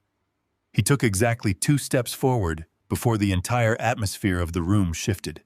"Drop the iron and interlock your fingers behind your head," a voice commanded from the shadows. The voice was neither loud nor angry. It was terrifyingly calm and carried the heavy, dark authority of a man accustomed to giving lethal orders on a battlefield. Vince froze instantly. He slowly turned his head toward the kitchen doorway. 4 men stepped forward from the adjacent rooms, perfectly synchronizing their movements. They were not wearing local police uniforms. They were dressed in unmarked black tactical gear, complete with heavy ballistic vests and communication earpieces. They moved with absolute silent precision. Every single one of them had a compact, specialized rifle raised and pointed directly at his chest. Vince let the crowbar slip from his sweating fingers. The heavy iron thudded against the carpet. He raised his hands and linked his fingers behind his neck. He stammered that there must be a massive mistake. He cried out that he had authorization to be there, and that a woman had hired him to do a simple plumbing job. The lead operative stepped forward and pressed the cold steel barrel of his weapon firmly against the center of the contractor's chest. The operative told him there was no mistake. He informed Vince that he had just forced entry into a protected federal corporate asset. He stated clearly that this property belonged exclusively to the Silver Creek Ranch Trust and was monitored by an elite private security firm. The operative explained that the local municipal police had no jurisdiction here. He told Vince that he had just committed a federal felony against a multi-million-dollar entity and that he was going to spend the next 10 years locked inside a federal penitentiary. Vince felt the blood drain completely from his face. His knees buckled and he slumped heavily against the wall. He began to weep openly. He begged the armed operatives to spare him. He screamed that he was only hired to do a salvage job because he needed the cash. He yelled that a woman named Natalie and her husband Brian had paid him to break the lock and strip the pipes. He promised to cooperate completely and testify against them if the guards just let him walk away. The lead operative stared at him with cold, calculating eyes. The operative reached into the contractor's jacket pocket and pulled out his mobile phone. He tossed the device onto the floor at the contractor's feet. The operative told Vince he had exactly 60 seconds to call his employer and explain why the job was permanently canceled. The operative said that if the call was not made immediately, the federal authorities would be dispatched to transport him to a holding facility. Vince scrambled to his knees and grabbed the phone. His fingers slipped against the glass screen as he desperately searched for Brian's number. Miles away in the heart of the city, Brian and Natalie walked through the heavy revolving doors of the downtown bank. The grand marble lobby echoed with the sound of their confident footsteps. Natalie wore a sharp designer dress and carried her expensive leather handbag. Her chin was raised, projecting an aura of absolute dominance. Brian walked right beside her, trying to mirror her arrogant posture. They fully expected to find Alan weeping in a corner, waiting to surrender his life savings and sign away his home. They believed their campaign of psychological terror had broken the old man completely. As they approached the center of the marble lobby, Brian's phone began to vibrate violently in his jacket pocket. He pulled it out and saw the contractor's name flashing on the screen. He smiled at Natalie and told her the salvage crew must have already stripped the plumbing and secured the copper. He pressed the answer button and brought the phone to his ear, expecting to hear that they were thousands of dollars richer. Instead, he heard a grown man sobbing uncontrollably into the microphone. Vince screamed that the house was a massive trap. He cried that men in tactical gear with military weapons were standing over him.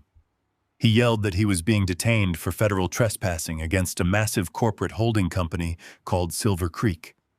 He cursed Brian for sending him into a heavily guarded federal fortress.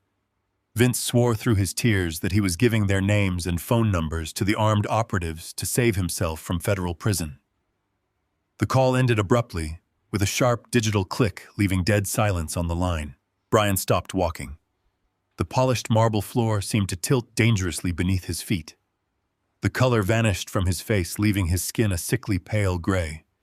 His breathing became shallow and erratic. The phone slipped from his sweating fingers and clattered loudly against the stone tiles. Natalie turned around and glared at him. She demanded to know what was wrong and why he was acting like a terrified child in public. She ordered him to pick up the phone and maintain his composure before the bank manager saw them.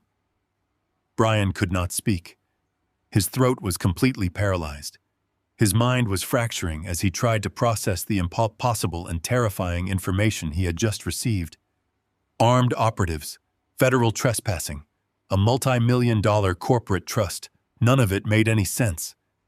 He looked toward the front of the bank, completely consumed by a sudden suffocating wave of pure dread. Before he could form a single word, the heavy glass revolving doors spun forward again. Alan Foster stepped into the grand lobby.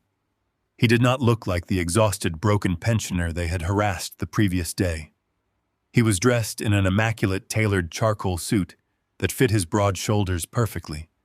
His silver hair was neatly combed, and he carried a sleek leather briefcase at his side. He radiated a cold, terrifying authority that commanded the immediate attention of everyone in the room. He did not look confused. He did not look afraid. He walked across the marble floor with the steady, measured pace of an apex predator circling its trapped prey. He locked eyes with his son. Brian felt his heart hammer against his ribs. He looked at the tailored suit and the rigid, powerful posture, and he suddenly realized the horrifying truth. The old man had never been weak. The poverty, the struggling pension, the quiet suburban life had all been a perfectly constructed illusion. Natalie realized it too. Her arrogant smile dissolved into an expression of absolute panicked shock. Alan walked directly toward them, closing the distance with silent, lethal grace. The 24-hour deadline had expired, but the surrender was not going to be his. The heavy glass door of the private conference room swung open. Natalie marched inside with the absolute confidence of a conqueror, stepping onto a defeated battlefield. She did not even pause to look at Alan.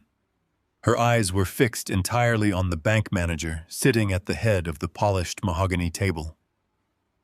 Brian followed closely behind her, his face pale but his jaw set in a rigid mask of false authority. Mr. Cobb, the corrupt private notary, shuffled in last, shutting the heavy glass door and sealing the room in total soundproof silence. Natalie slammed her designer handbag onto the wooden table. She reached inside and pulled out the thick, cream-colored envelope, along with the unsigned quitclaim deed. She threw the documents onto the desk directly in front of the bank manager. The sound echoed sharply in the quiet room. "We are executing an emergency medical guardianship," Natalie declared, her voice ringing with rehearsed urgency. "That man sitting across from you is my father-in-law, Alan Foster. He is suffering from advanced and aggressive cognitive decline. He is a danger to himself and completely incapable of managing his own financial affairs. We are here to secure his assets before he destroys them completely." The bank manager looked down at the documents, but did not touch them. He slowly raised his eyes and looked at Alan. Alan sat perfectly still in his tailored charcoal suit. His face revealed absolutely nothing. Arthur Campbell sat in the corner of the room, blending into the shadows of the morning light. Neither Alan nor Campbell made a single move to interrupt the performance. Natalie pointed a manicured finger at the cream-colored envelope. "Inside that envelope is a certified psychiatric evaluation, signed by Dr. Richard Vance," she stated, pushing the paper closer to the manager. "It clearly states that Alan is suffering from severe dementia. We have an ambulance waiting on standby to transport him to a secure care facility. But before we remove him from the premises, we need you to freeze his personal checking and savings accounts immediately." Brian stepped forward, placing his hands on the back of an empty leather chair. He tried to mimic his wife's commanding tone, but his voice wavered slightly, betraying his underlying panic. "We need to consolidate his assets," Brian added. "He has $30,000 in a savings account here. We need that money transferred to our joint limited liability company immediately to cover his upcoming medical expenses. We also need you to witness his signature on this quitclaim deed. He is surrendering his house to us so we can liquidate the property and pay for his permanent care." The bank manager did not flinch. He picked up the psychiatric evaluation and read the forged signature of Dr. Richard Vance. He looked at the medical jargon detailing a fabricated history of erratic behavior and violent outbursts. Natalie had just handed a fraudulent medical document to a federally bonded financial officer in a desperate attempt to extort money. The crime was now officially documented and witnessed by multiple parties. "You want me to freeze his accounts?" The bank manager asked, his voice perfectly level. "And you want me to transfer $30,000 to your private corporation based on this medical evaluation?" Exactly, Natalie snapped, tapping her fingernail against the wood. And we need it done right now. We brought our own notary to expedite the property transfer. Mr. Cobb is here to verify the signature on the deed. Do not try to delay this process. If you refuse to cooperate, we will hold this bank personally liable for any financial damages caused by his mental incompetence. Alan watched his son. He watched the boy he had carried on his shoulders and taught to ride a bicycle. Brian stood there sweating under the fluorescent lights, demanding the total destruction of his father's life. He was willing to steal the house, tear apart the pension, and throw his father into a locked psychiatric ward just to pay off the violent men who were hunting him. He was a coward trying to buy his own life with his father's blood. "Are you entirely sure about this?" Brian Allen asked. His voice was no longer the trembling, fragile whisper he had used on the telephone an hour ago. It was deep, resonant, and utterly terrifying. It carried the heavy weight of the sprawling Montana estate and the limitless power of the blind trust. Brian flinched. He looked at Alan and finally noticed the immaculate tailoring of the charcoal suit. He noticed the absolute absence of fear in his father's eyes. For a fraction of a second, a flash of pure panic crossed Brian's face. He realized the old man was not cowering. He realized the weak, confused pensioner he had bullied the day before had vanished completely. "Do not listen to him," Natalie interrupted, stepping between her husband and the table. "He is confused. He does not know what he is saying." She glared at the bank manager. "I told you to freeze the accounts, process the transfer, and stamp the deed. We are running out of time." The bank manager placed the forged psychiatric evaluation carefully in the center of the table. He folded his hands and looked directly at Natalie. "I cannot freeze Mr. Foster's accounts," he stated calmly, "and I cannot process the transfer of his residential property." Natalie slammed her hands down on the mahogany table, leaning over the polished wood. "You do not have a choice," she hissed. "I just handed you a certified medical document proving he is legally incompetent. You are required by law to comply with an emergency guardianship order. If you do not execute these transfers, I will have you fired by the end of the day." "You misunderstand the situation," the bank manager replied without breaking eye contact. "I am not refusing your request because I doubt the validity of your paperwork. I am refusing your request because the accounts you are asking me to freeze do not exist.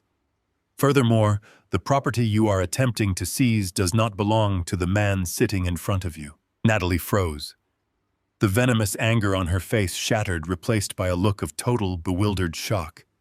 She looked at Brian and then back to the bank manager. "What are you talking about?" she demanded, her voice dropping to a frantic whisper. "He has a pension account here. He has $30,000 in savings. We know the money is there.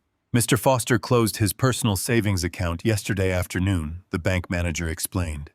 "The funds were routed to a secure holding facility outside of this branch. He currently maintains a balance of exactly $0 at this institution." Brian stumbled backward, knocking into the leather chair. His breathing became erratic and shallow.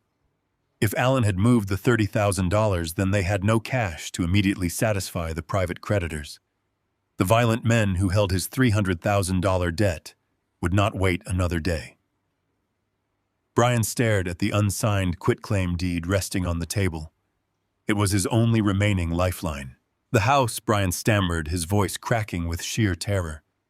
"The house is still in his name. He has to sign the deed. We brought the notary. He has to sign the house over to our company today so we can sell it." From the shadows of the conference room, Arthur Campbell finally stood up. The ruthless corporate attorney stepped into the light, carrying the thick leather portfolio. He walked to the edge of the table and looked down at the three desperate criminals. "Mr. Foster cannot sign the deed to that property," Campbell stated, his deep voice ringing with lethal authority. "He cannot sign it because as of 6 o'clock this morning, Alan Foster no longer owns that real estate. The property was legally absorbed into a federal corporate trust.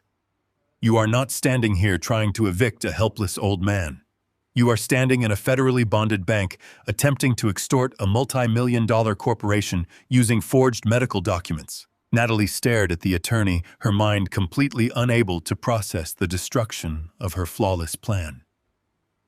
"You are lying," she gasped, backing away from the table. "He is a broke, retired shipping yard worker. He lives on a pension. This is a trick." Alan stood up from his chair. He picked up the forged psychiatric evaluation and tore it in half. He dropped the pieces onto the floor. "I lived on a pension to see what kind of man my son would become." Alan said, his voice colder than ice. "I lived in a rotting house to see if you would respect the sacrifices I made. I hid my true wealth to protect you from the exact greed that just destroyed your life." Alan turned his gaze to Brian. The boy was trembling violently, staring at his father as if looking at a ghost. The trap had closed completely. Every lie they had spoken and every fake document they had presented was now a chain wrapping tightly around their necks. The time for mercy was over. The true execution had officially begun. The glass-walled office of the bank manager was completely silent. Alan sat in the heavy leather chair and did not say a single word. He kept his posture perfectly rigid and his expression entirely blank. He watched Natalie lean over the mahogany desk with a triumphant sneer on her face. He watched his son Brian shift nervously from foot to foot, completely consumed by a desperate, greedy panic. The corrupt notary Mr. Cobb stood near the door, clutching his briefcase like a frightened animal. They had laid their trap. They had slammed the forged psychiatric hold and the blank quitclaim deed onto the polished wood, expecting immediate obedience. They expected the bank manager to freeze the accounts and transfer the suburban house without a single question. They believed they had orchestrated the perfect crime. Alan simply breathed in the conditioned air of the office and let their arrogant delusion fill the room.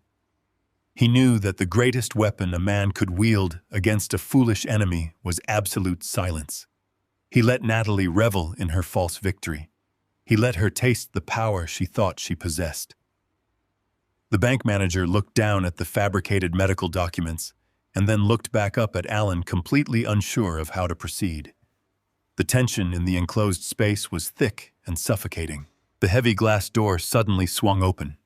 Arthur Campbell stepped into the room. He did not knock and he did not ask for permission to enter. The elite corporate attorney moved with the terrifying precision of a military predator. He was wearing an immaculate dark suit and carrying a massive 500-page leather-bound portfolio under his right arm. The portfolio was thick and heavy, packed with decades of flawless financial records and federal corporate filings. Campbell walked directly past the trembling notary and stepped up to the mahogany desk. He raised the massive leather portfolio and dropped it directly onto the center of the desk. The heavy thud echoed loudly in the small glass room, violently rattling the forged medical papers Natalie had just presented. Campbell did not look at Natalie or Brian. He kept his eyes locked strictly on the bank manager. He stated his name and his position as the senior legal counsel for the Silver Creek Ranch Corporate Trust. He informed the manager with a voice as cold and sharp as cracked ice that the two individuals standing in this office were currently attempting to perpetrate a massive fraud against a federal multi-million-dollar corporate entity. Campbell explained that the suburban house they were trying to steal no longer belonged to a private citizen. He stated that the property had been legally absorbed into the federal trust early this morning and was now shielded by layers of impenetrable corporate law. He warned the manager that any attempt to freeze personal funds or process the fraudulent quitclaim deed would result in immediate federal prosecution for aiding in the extortion of a protected corporate asset. Natalie let out a sharp, ugly laugh. The sound bounced against the glass walls, filled with toxic disbelief. She placed her hands on her hips and glared at the tall attorney. She pointed a manicured finger at Alan sitting silently in his chair. "You are completely out of your mind," Natalie scoffed, her voice dripping with venomous arrogance. "I do not know what kind of pathetic theatrical stunt this is, but it is not going to work. That man is a broke, delusional old fool. He spent his entire life sweating in a filthy shipping yard. He lives on a miserable fixed pension and drives a rusting truck that barely starts. He does not own a corporate trust. He does not have a federal shield. He is a sick, helpless burden who is trying to delay his inevitable trip to the psychiatric ward." Do not listen to a single word this fake lawyer says. Process the deed right now. Campbell did not argue with her.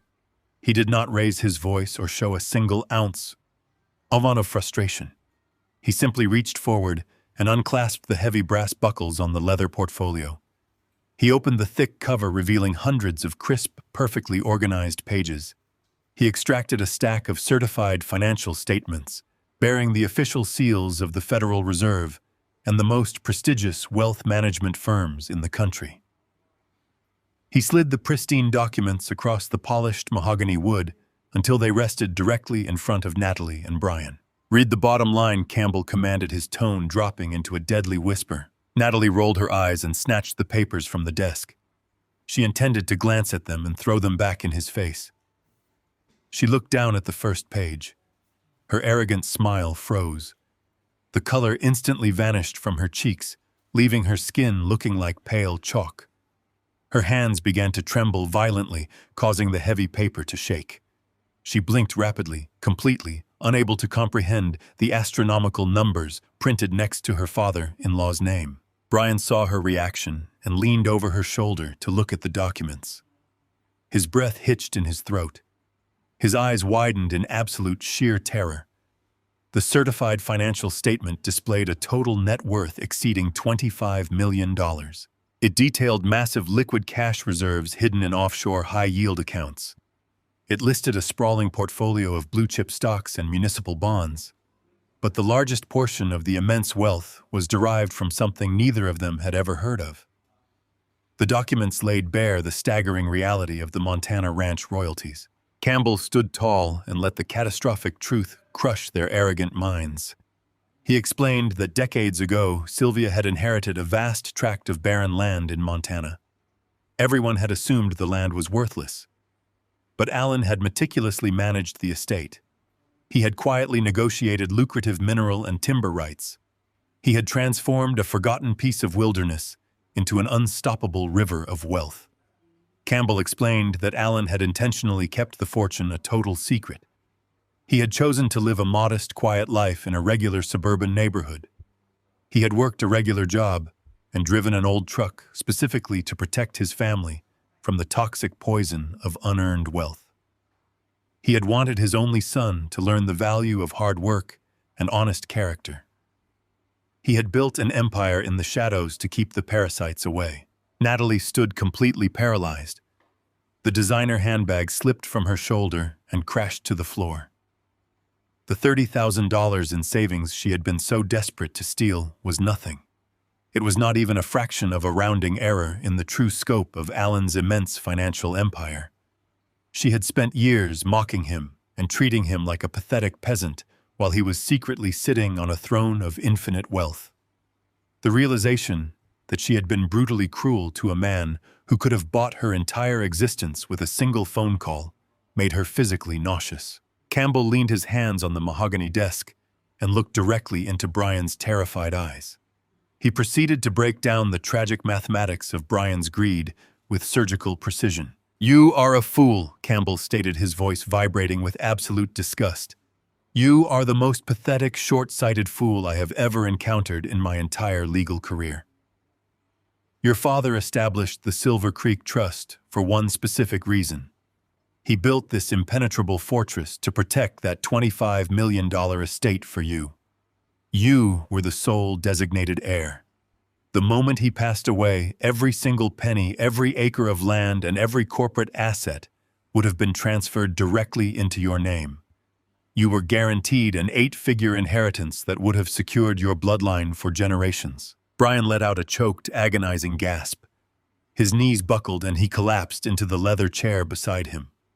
He stared at his father with wide, tear-filled eyes. "But you could not wait." Campbell continued, driving the final nail into the coffin of their future. "You were so blinded by your own selfish greed and so terrified of your pathetic private debts that you decided to destroy the very man who was protecting you. You forged medical documents. You hired a corrupt notary. You tried to throw your own father into a locked psychiatric ward just so you could steal a miserable $200,000 suburban house. You sold your soul for absolute pennies. Campbell picked up the forged psychiatric evaluation and held it in the air. By attempting to forcefully seize his assets and declare him legally incompetent, you triggered the ultimate betrayal clause hidden deep within the trust framework, Campbell explained. The moment you presented these fake documents to the bank manager, you automatically, permanently, and irrevocably disinherited yourself from the Silver Creek estate. You traded $25 million for a desperate, pathetic scheme that has now officially failed. You have absolutely nothing. The glass room fell into a suffocating, deathly silence. The bank manager sat completely frozen in his chair, staring at the corporate attorney with wide eyes. Mr. Cobb, the corrupt notary, pressed his back against the glass wall, wishing he could dissolve into the air. He realized he had just attached his professional seal to a crime that was going to invite the wrath of a multi-million-dollar legal team. Brian buried his face in his trembling hands. A loud, wretched sob tore out of his throat. He wept openly, mourning the catastrophic destruction of his own life. He had spent his entire adulthood blaming his father for his failures. He had allowed Natalie to convince him that the old man was a burden holding them back. He had willingly orchestrated a plot to erase his father from the world. Now he was sitting in a bank lobby realizing he had just burned a golden lottery ticket to ashes. He owed $300,000 to violent, dangerous men, and he had just lost the only source of salvation that had ever existed. Alan remained seated in his chair. He looked at his son weeping bitterly, and he felt absolutely no pity. The paternal love that had once blinded him to Brian's flaws had been completely eradicated the night before. He looked at Natalie, who was staring blankly at the polished mahogany table, completely shattered by the magnitude of her own colossal miscalculation. They had assumed he was a weak, confused victim waiting to be slaughtered. They had walked into the bank expecting a massacre. They had received exactly what they wanted, but they had never realized that they were the ones on the chopping block. The trap was sprung, and the corporate anvil had finally fallen, crushing them into absolute dust. Brian felt the last shred of oxygen leave his lungs. His legs turned to heavy, useless lead beneath him. He could not support his own weight a single second longer. His knees gave out completely, and he collapsed onto the carpeted floor of the glass-walled office. The dull thud of his body hitting the ground echoed loudly in the silent room. He scrambled backward until his spine hit the glass paneling. He pulled his knees to his chest and buried his face in his trembling hands. The $25 million reality crushed the remaining air from his throat. He had thrown away a guaranteed royal fortune for a desperate grab at suburban copper pipes and a stolen checking account. Natalie did not collapse. The shock that had frozen her face mutated instantly into a wild, feral rage. She refused to accept that her brilliant, flawless plan had ended in total ruin. She let out a guttural scream that rattled the thick glass walls. She lunged across the polished mahogany desk, her manicured fingers clawing desperately at the heavy leather portfolio. She wanted to rip the documents apart. She wanted to destroy the ink that proved her absolute failure. "That money belongs to us," Natalie shrieked, her voice cracking with violent hysteria. "Half of that trust is his birthright. Brian is your only son, Alan. You cannot just hide millions of dollars from your own blood. We are legally entitled to that estate. You are going to sign that wealth over to us right now, or we will tie you up in litigation until you rot in your grave." Arthur Campbell did not even blink. He smoothly pulled the heavy leather portfolio out of her frantic reach. He closed the thick cover and rested his large hands flat on top of the dark leather. He looked at Natalie with the cold, detached, clinical stare of an executioner examining his work. "You misunderstand the nature of a federal corporate trust," Campbell stated, his deep voice easily cutting through her panicked screaming. "Birthright holds absolutely no legal weight in this jurisdiction. Brian was the sole designated beneficiary of the Silver Creek assets. He was guaranteed to inherit the entire $25 million estate upon the death of his father. But that designation was strictly conditional. It required him to maintain basic legal and moral standing." Natalie stared at this corporate attorney, her chest heaving with ragged, uneven breaths. At 8 o'clock this morning, Mr. Foster and I executed a permanent legal excision. Campbell continued delivering the final fatal blow. We filed the corporate amendments with the Federal Registry.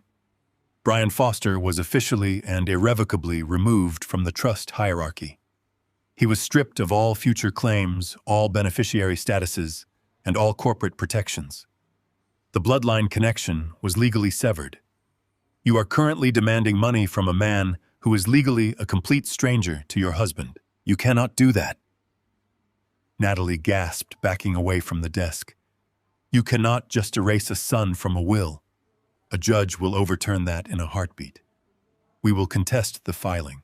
You will not contest anything, Campbell replied, his voice dropping to a low, terrifying rumble. The trust possesses a strict severability clause. It mandates automatic removal of any beneficiary who attempts to defraud, extort, or physically threaten the primary executor. Your husband traded his entire future for a handful of stolen credit cards and a forged medical document. He handed us the exact legal ammunition we needed to cut him off forever. Alan sat perfectly still in his leather chair. He watched his daughter-in-law unravel. He watched the arrogant mask melt away, leaving only the ugly, raw desperation of a cornered thief. He had spent years making excuses for the woman who had married his son. He had ignored her cruel remarks and her relentless demands for expensive gifts. He had endured her toxic presence because he wanted Brian to be happy. He now knew that Natalie had been the architect of his attempted destruction. She had whispered the poisonous ideas into Brian's ear. She had pushed him to cross the ultimate line. Alan looked down at his son sitting on the floor. Brian was weeping openly, a pathetic, broken shell of a man. The boy who had once smiled and held his father's hand was gone forever. There was nothing left to salvage. The silent reckoning was complete. Natalie spun around and faced the bank manager. Her eyes were wild and frantic. She slammed her hands onto the desk again, demanding action. Transfer the $30,000. Natalie ordered, her voice shaking with raw panic. Transfer the cash from his local accounts into my name right now. I do not care about the trust. I do not care about the Montana property. Just give me the liquid funds we came here for, and we will leave. We will walk out of this bank, and you will never see us again. Campbell looked at the bank manager and gave a slow, deliberate nod. It was the silent signal to close the final door of the trap. The bank manager stood up from his chair. He straightened his tie and looked at Natalie with absolute professional disdain. He picked up the torn halves of the forged psychiatric evaluation and placed them neatly inside a plastic evidence folder. I already informed you that Mr. Foster does not hold any personal funds at this institution. The bank manager stated, his voice echoing clearly in the silent room. But even if he did, I would not be processing any transfers for you today. You walked into a federally bonded financial institution and presented a fraudulent medical document in a direct attempt to extort money. You also freely admitted to unauthorized use of Mr. Foster's personal credit lines totaling $40,000. Natalie froze. She looked at the plastic evidence folder and then looked at the closed glass door of the office. She suddenly realized that the room was not a negotiation space. It was a holding cell. As a licensed financial officer, I am bound by strict federal fiduciary protocols. The bank manager continued explaining the mechanics of their doom. When an individual attempts to perpetrate a major fraud involving forged psychiatric orders and stolen funds, I do not have the authority to simply ask them to leave. I am legally required to initiate a lockdown protocol and alert the proper authorities immediately. Brian stopped crying. He lifted his head from his hands and stared at the bank manager. The pure, unadulterated horror in his eyes was absolute. He knew about the dangerous men waiting for him back at his rented apartment. He knew about the illegal gambling debts that he could never repay. But now he realized he was not even going back to the apartment. I pressed the silent alarm under my desk the moment you handed me the forged quitclaim deed, the bank manager stated. The federal authorities were briefed on this situation earlier this morning by Mr. Campbell. They have been waiting in the vicinity for you to officially commit the fraud. The heavy soundproof glass of the conference room could mute the noise of the busy bank lobby, but it could not block the sudden piercing wail of the sirens outside. The high-pitched mechanical screams tore through the morning air, echoing off the towering glass and steel structures of the financial district. Natalie stumbled backward, her high heels catching on the carpet. She hit the glass wall and spun around, looking out into the main lobby. Through the large front windows of the bank, she saw the flashing red and blue lights. 3 heavy armored police cruisers violently swerved onto the curb, blocking the main entrance completely. Uniformed officers began pouring out of the vehicles, pulling heavy tactical gear from their trunks. Brian let out a guttural scream of pure terror. He scrambled to his feet, looking desperately for a back exit that did not exist. The corrupt notary Mr. Cobb collapsed into a chair, hyperventilating as he clutched his leather briefcase. They were completely surrounded. The trap had snapped shut with bone-crushing force. Alan Foster remained seated in his chair. He adjusted the cuffs of his tailored charcoal suit and smoothed his dark tie. He did not smile. He did not gloat. He simply watched the natural order of the world restore itself. He had endured their abuse in silence. He had tolerated their cruelty to protect his family. But they had forced his hand. They had demanded a war, and he had delivered an absolute corporate annihilation. The sirens wailed louder, bleeding through the glass, as Alan sat in perfect, total silence. The piercing wail of the police sirens outside the bank reached a deafening pitch. Red and blue lights flashed violently through the towering glass windows of the lobby, painting the polished marble floors in frantic alternating colors. Inside the soundproof glass office, the heavy air felt entirely stripped of oxygen. Brian scrambled backward until his shoulder blades hit the glass wall. His chest heaved with ragged, shallow breaths as he watched heavy armored police cruisers block every possible exit on the street. The heavy revolving doors of the bank lobby ceased spinning. 4 uniformed police officers carrying heavy tactical belts and radios burst through the entrance. They moved with absolute practiced authority, completely ignoring the frightened bank patrons who scattered quickly out of their path. The bank manager stood up and unlocked the electronic seal on the conference room door. He gestured toward the glass enclosure, directing the armed officers straight toward the trap. Mr. Cobb, the corrupt private notary, watched the officers approach with wide, terrified eyes. His entire body began to shake uncontrollably. He was a coward who had spent his miserable career stamping minor infractions and looking the other way for small bribes. He had never been cornered by a federal corporate legal team and a squad of armed police. The sheer magnitude of the $25 million trust fund had already shattered his nerves, but the sight of the approaching uniforms broke him completely. The moment the lead officer placed a heavy hand on the glass door handle, Mr. Cobb panicked. He did not wait for the officers to step inside. He did not wait for them to ask a single question. He dropped his leather briefcase onto the floor and threw his hands high into the air. "I did not know the old man was wealthy," Mr. Cobb screamed, his voice cracking with sheer absolute terror.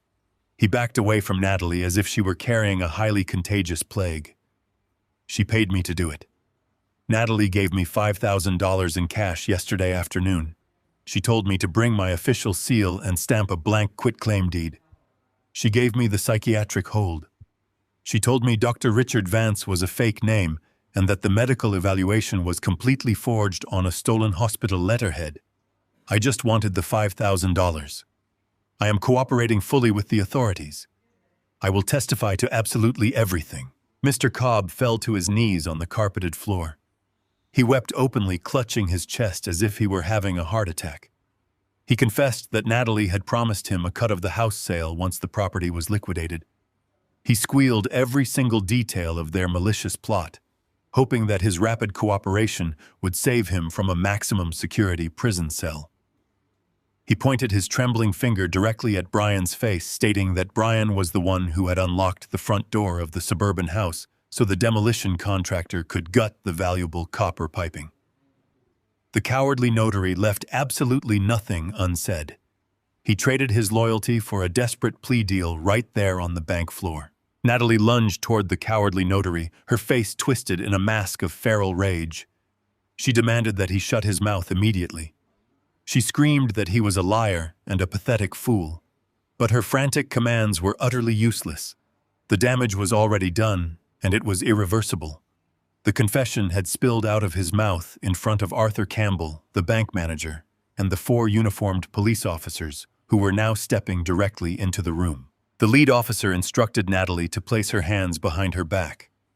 He stepped forward and grabbed her wrists with firm, uncompromising force. Natalie thrashed against his grip, fighting like a trapped and desperate animal. She yelled that she was the actual victim and that Alan was manipulating the legal system to steal her husband's rightful inheritance. She demanded to call her own lawyers. She threatened to sue the bank, the police department, and Arthur Campbell. The officer ignored her completely. He pulled her arms backward, and the heavy steel handcuffs snapped around her wrists with a sharp metallic click. The sound echoed through the silent office, bringing an absolute definitive end to her reign of arrogant terror. The officer recited the charges with clinical detachment. He informed Natalie that she was being placed under immediate arrest for attempted felony real estate fraud. He added the severe charges of elder abuse and federal corporate extortion. He explained that forging a medical document to illegally seize assets carried a mandatory federal prison sentence. Natalie stopped struggling. The reality of the cold steel around her wrists finally penetrated her delusional mind. She looked down at the polished mahogany table where the torn pieces of her fake psychiatric evaluation lay scattered like garbage. Her entire future had just been obliterated in less than 5 minutes. 2 more officers stepped toward Brian. He did not fight them. He did not even try to stand up. The sheer weight of his catastrophic failure had crushed his spine. He had traded a guaranteed $25 million empire for a pair of police handcuffs. The violent creditors were still waiting for him back at the rented apartment, but he would never return to face them. The police had to grab him by his shoulders and haul him violently to his feet. His legs dragged uselessly against the carpet as they secured his wrists in cold, rigid steel. Tears streamed down his pale face, soaking his collar. He looked at his father one last time, begging silently for a rescue that would never ever come. The officers tightened the handcuffs around Brian's wrists. The cold metal bit into his skin, reminding him of the absolute permanence of his situation. He thought about the $300,000 he owed to the violent men in the city. He thought about the $25 million Montana ranch royalties that he had just forfeited forever. His mind fractured under the mathematical weight of his sheer stupidity. He had tried to steal a $200,000 house to pay off illegal gambling debts, and in the process he had permanently burned his name out of an 8-figure corporate trust. He sobbed uncontrollably, his body shaking with the pathetic realization that his father had always been 10 steps ahead of him. Alan sat in his leather chair and watched the police drag his only son out of the conference room. He felt a profound, hollow ache in his chest, but his posture remained perfectly rigid. He did not offer a single word of comfort. He had given Brian a lifetime of unconditional support, and Brian had repaid him by trying to erase his existence. The consequences were no longer in Alan's hands. The natural order had been restored. The corporate trust was completely secure from any future parasites. Arthur Campbell quietly closed the massive leather portfolio, securing the brass buckles with a definitive snap. He nodded to the lead police officer, confirming that his elite legal team would provide the bank security footage, the financial audits, and the forged medical documents directly to the district attorney by noon. The bank manager stood quietly by his desk, watching the criminals being marched across the grand marble lobby toward the flashing lights of the police cruisers. The public humiliation they had meticulously planned for Alan was now entirely their own. The patrons in the bank watched in stunned silence as the arrogant daughter-in-law and the weeping son were shoved into the back of the armored vehicles. Alan stood up slowly, buttoning his tailored charcoal suit. He picked up his sleek leather briefcase. He walked out of the glass room, leaving the broken remnants of his son's greedy ambitions scattered across the floor. He walked across the wide expanse of the marble lobby and stepped through the heavy revolving doors into the bright morning sunlight. The air outside the bank was cold and sharp, But Alan took a deep, steady breath, filling his lungs with absolute freedom.